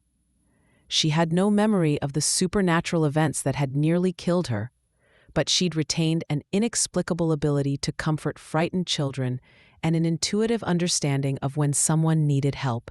Sometimes, Lily wondered if Emma's brief contact with the supernatural world had left her with enhanced empathy, but she'd never investigated too closely. Her friend was happy, healthy, and safely ignorant of the dangerous world that surrounded her. That was what mattered. "There are my favorite girls." Emma scooped Luna into a hug, spinning her around until the little girl shrieked with laughter. "Are you ready for our big adventure today?" "Adventure?" Lily asked, raising an eyebrow. "I thought we were just going to brunch." "We are, but first we have a surprise." Emma's eyes sparkled with mischief.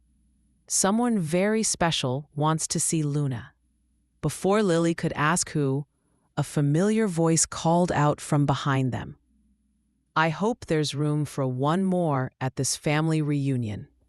Lily spun around to see James Chun walking toward them, his arms open wide and his face creased with the smile she remembered from childhood. Her uncle, her father's younger brother, who'd been traveling the world for the past 3 years, looked older but happier, his hair silver now, but his steps still energetic. "Uncle James." Lily flew into his arms, feeling like a child again herself. Luna watched this reunion with wide eyes, having heard stories about her great-uncle, but never having met him. "Look at you," James said, holding her at arm's length to study her face. "You're glowing, sweetheart. Marriage and motherhood agree with you. What are you doing here? I thought you were in New Zealand."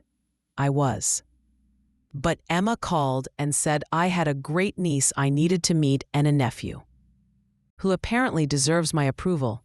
His eyes twinkled. "Plus, she mentioned something about important family history that couldn't wait any longer." Lily's breath caught. She'd always wondered how much her extended family knew about their supernatural heritage.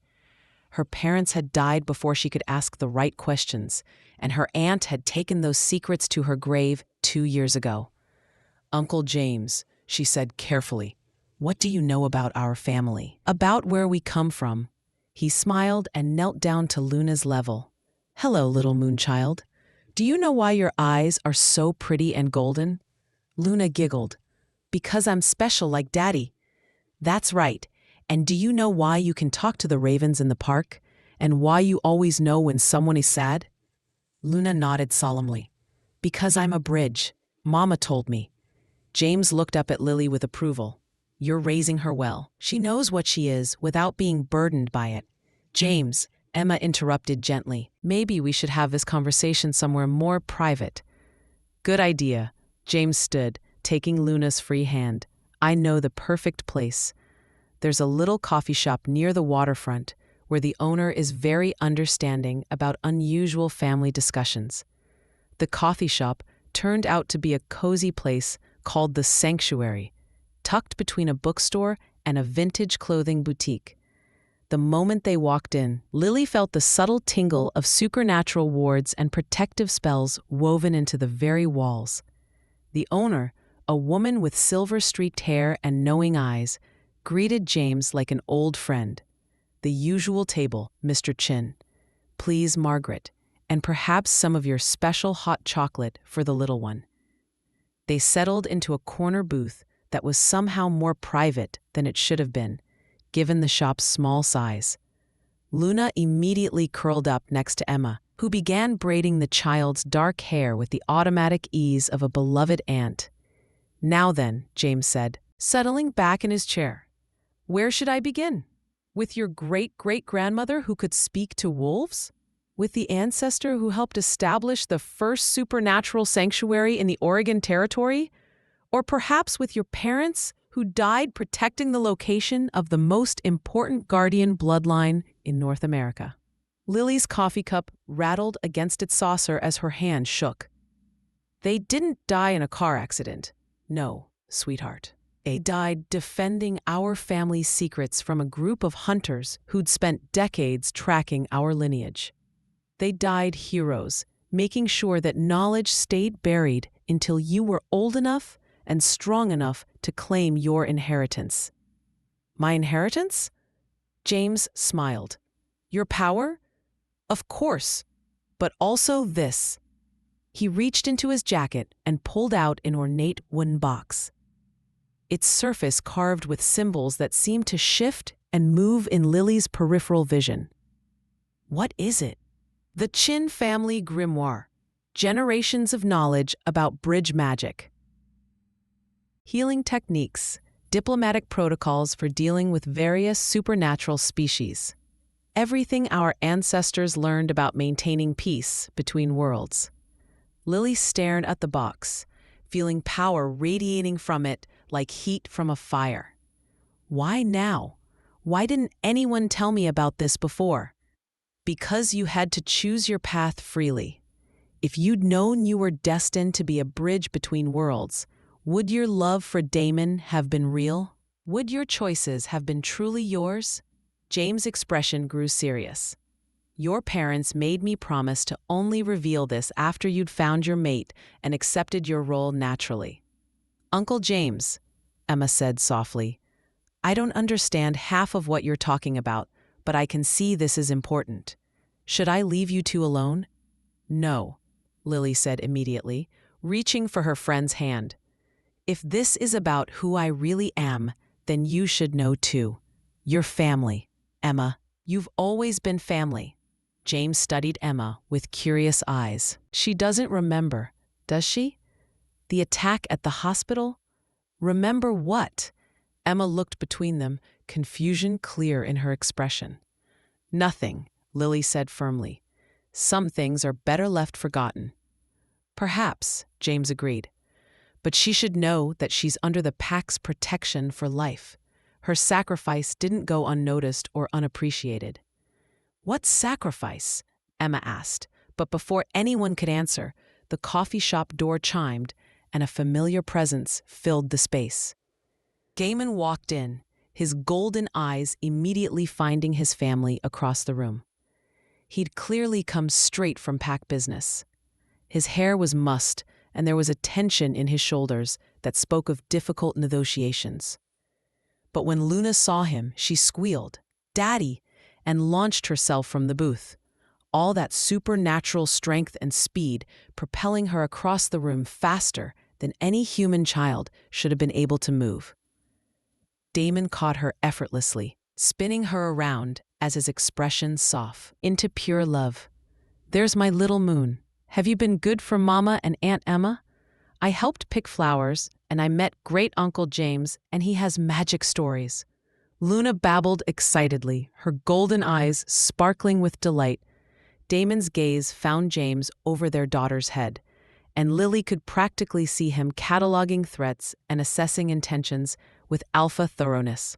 "Mr. Chun," Damon said politely, extending his free hand.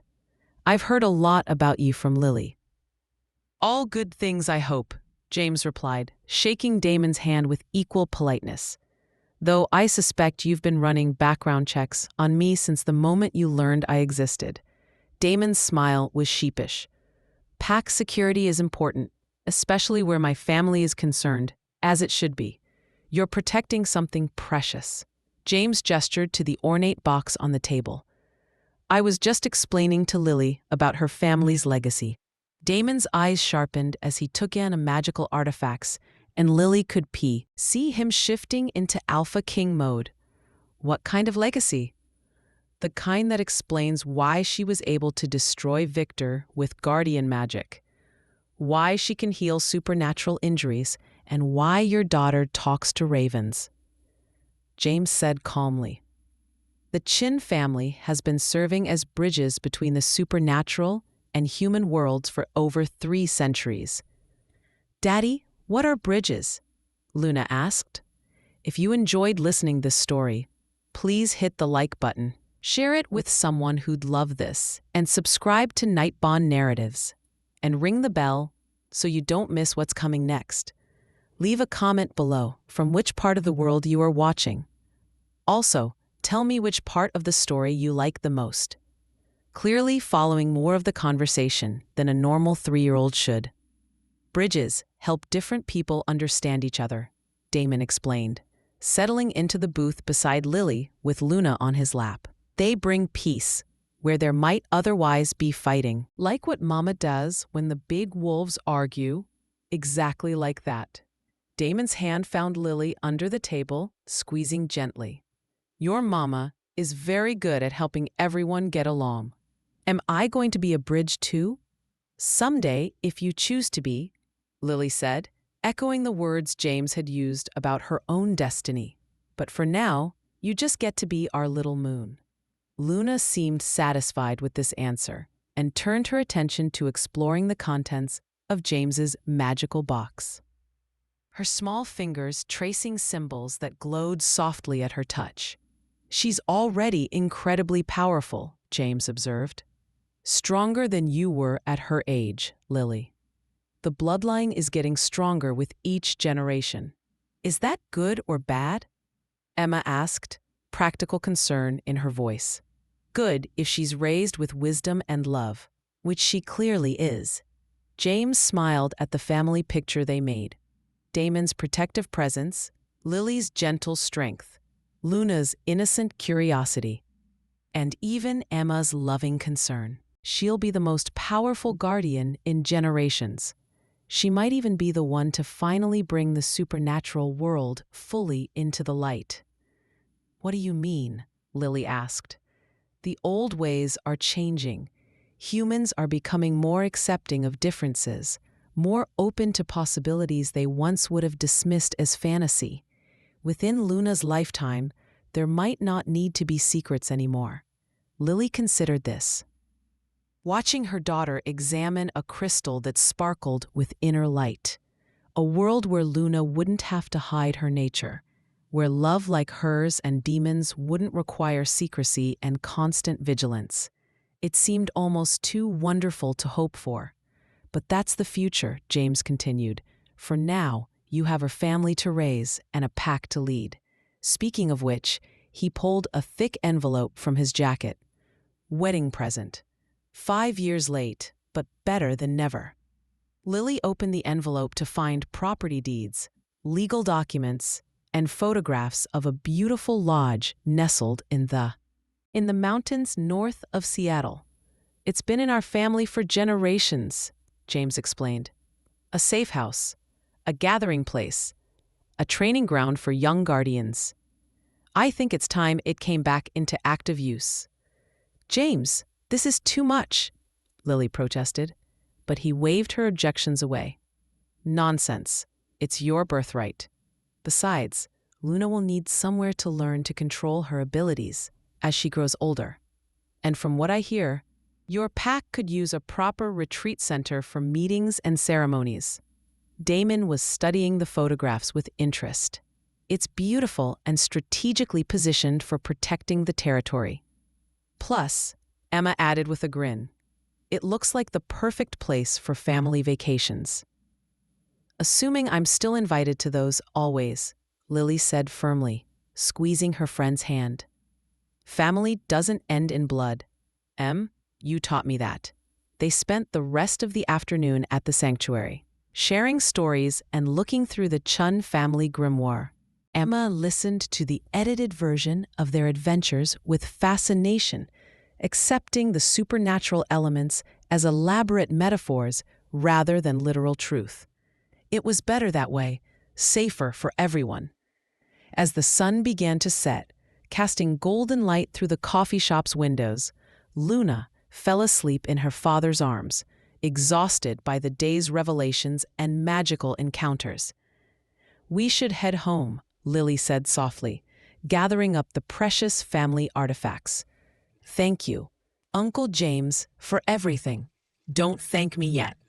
Read the grimoire, practice the techniques, and then decide if you're grateful or not. His smile took the sting out of the words. But I have a feeling you're going to do amazing things with this knowledge. Will you stay in Seattle for a while? Damon asked. Luna should get to know her great-uncle properly for a few months. Yes, I'd like to see this lodge property, maybe help you set it up properly. And he glanced at Emma, who was helping Margaret clear there. I have a feeling there are other family connections worth exploring. Lily followed his gaze and saw the way Emma and Margaret were chatting. The older woman's eyes bright with something that might have been recognition. Emma has abilities, she realized, doesn't she? Dormant ones, awakened by her contact with your world. She doesn't consciously know it, but she's been using empathic healing magic in her work with injured children. Margaret recognized it immediately. Should we tell her? That's not our choice to make, but perhaps with time and the right guidance, she'll figure it out on her own. As they prepared to leave, Lily felt a deep sense of completion. Her daughter would grow up knowing her heritage, surrounded by love and magic and possibilities. her husband continued to build a better world for all supernatural beings. Her best friend was discovering her own gifts in her own time, and she herself had found the balance she'd always sought between human and wolf, between love and duty, between the ordinary world and the extraordinary one she'd chosen. "Ready to go home?" Damon asked, adjusting their sleeping daughter in his arms. Lily looked around the sanctuary one more time at the magical artifacts that represented her family's legacy, at Emma saying goodbye to Margaret with promises to return soon, at Uncle James packing away centuries of supernatural wisdom. "More ready than I've ever been," she said, and meant it. They walked out into the Seattle evening, a family bound by love and magic and the promise of tomorrow. In the distance, wolves howled their evening song, and Lily could swear she heard welcome in those ancient voices. Luna stirred in her father's arms and mumbled sleepily, "Daddy, the wolves are singing happy songs." "That's because they know you're home, little moon," Damon replied, pressing a kiss to her dark hair. And as they made their way through the city toward their house on Queen and Hill, the same house where Lily had once hidden from Marcus, where she'd first felt the mate bond's pull, where she'd made the choice to love a werewolf, she knew that every moment of struggle had been worth it. Every fear conquered, every sacrifice made, every impossible choice navigated had led to this. Walking through the twilight with her mate and their daughter, carrying the legacy of guardians and the promise of a future where love truly could conquer all. Behind them, the first stars appeared in the darkening sky, and ahead of them, their house glowed with warm light, waiting to shelter another evening of the extraordinary, ordinary life they'd built together. Home, family, love, magic. Everything she'd ever dreamed of, and more than she'd ever dared hope for. Perfect. The end. Thank you for listening to this story. If you enjoyed listening this story, please hit the like button, share it with someone who'd love this, and subscribe to Nightbond Narratives and ring the bell so you don't miss what's coming next. Tell me in the comments below which part of the world you are watching from.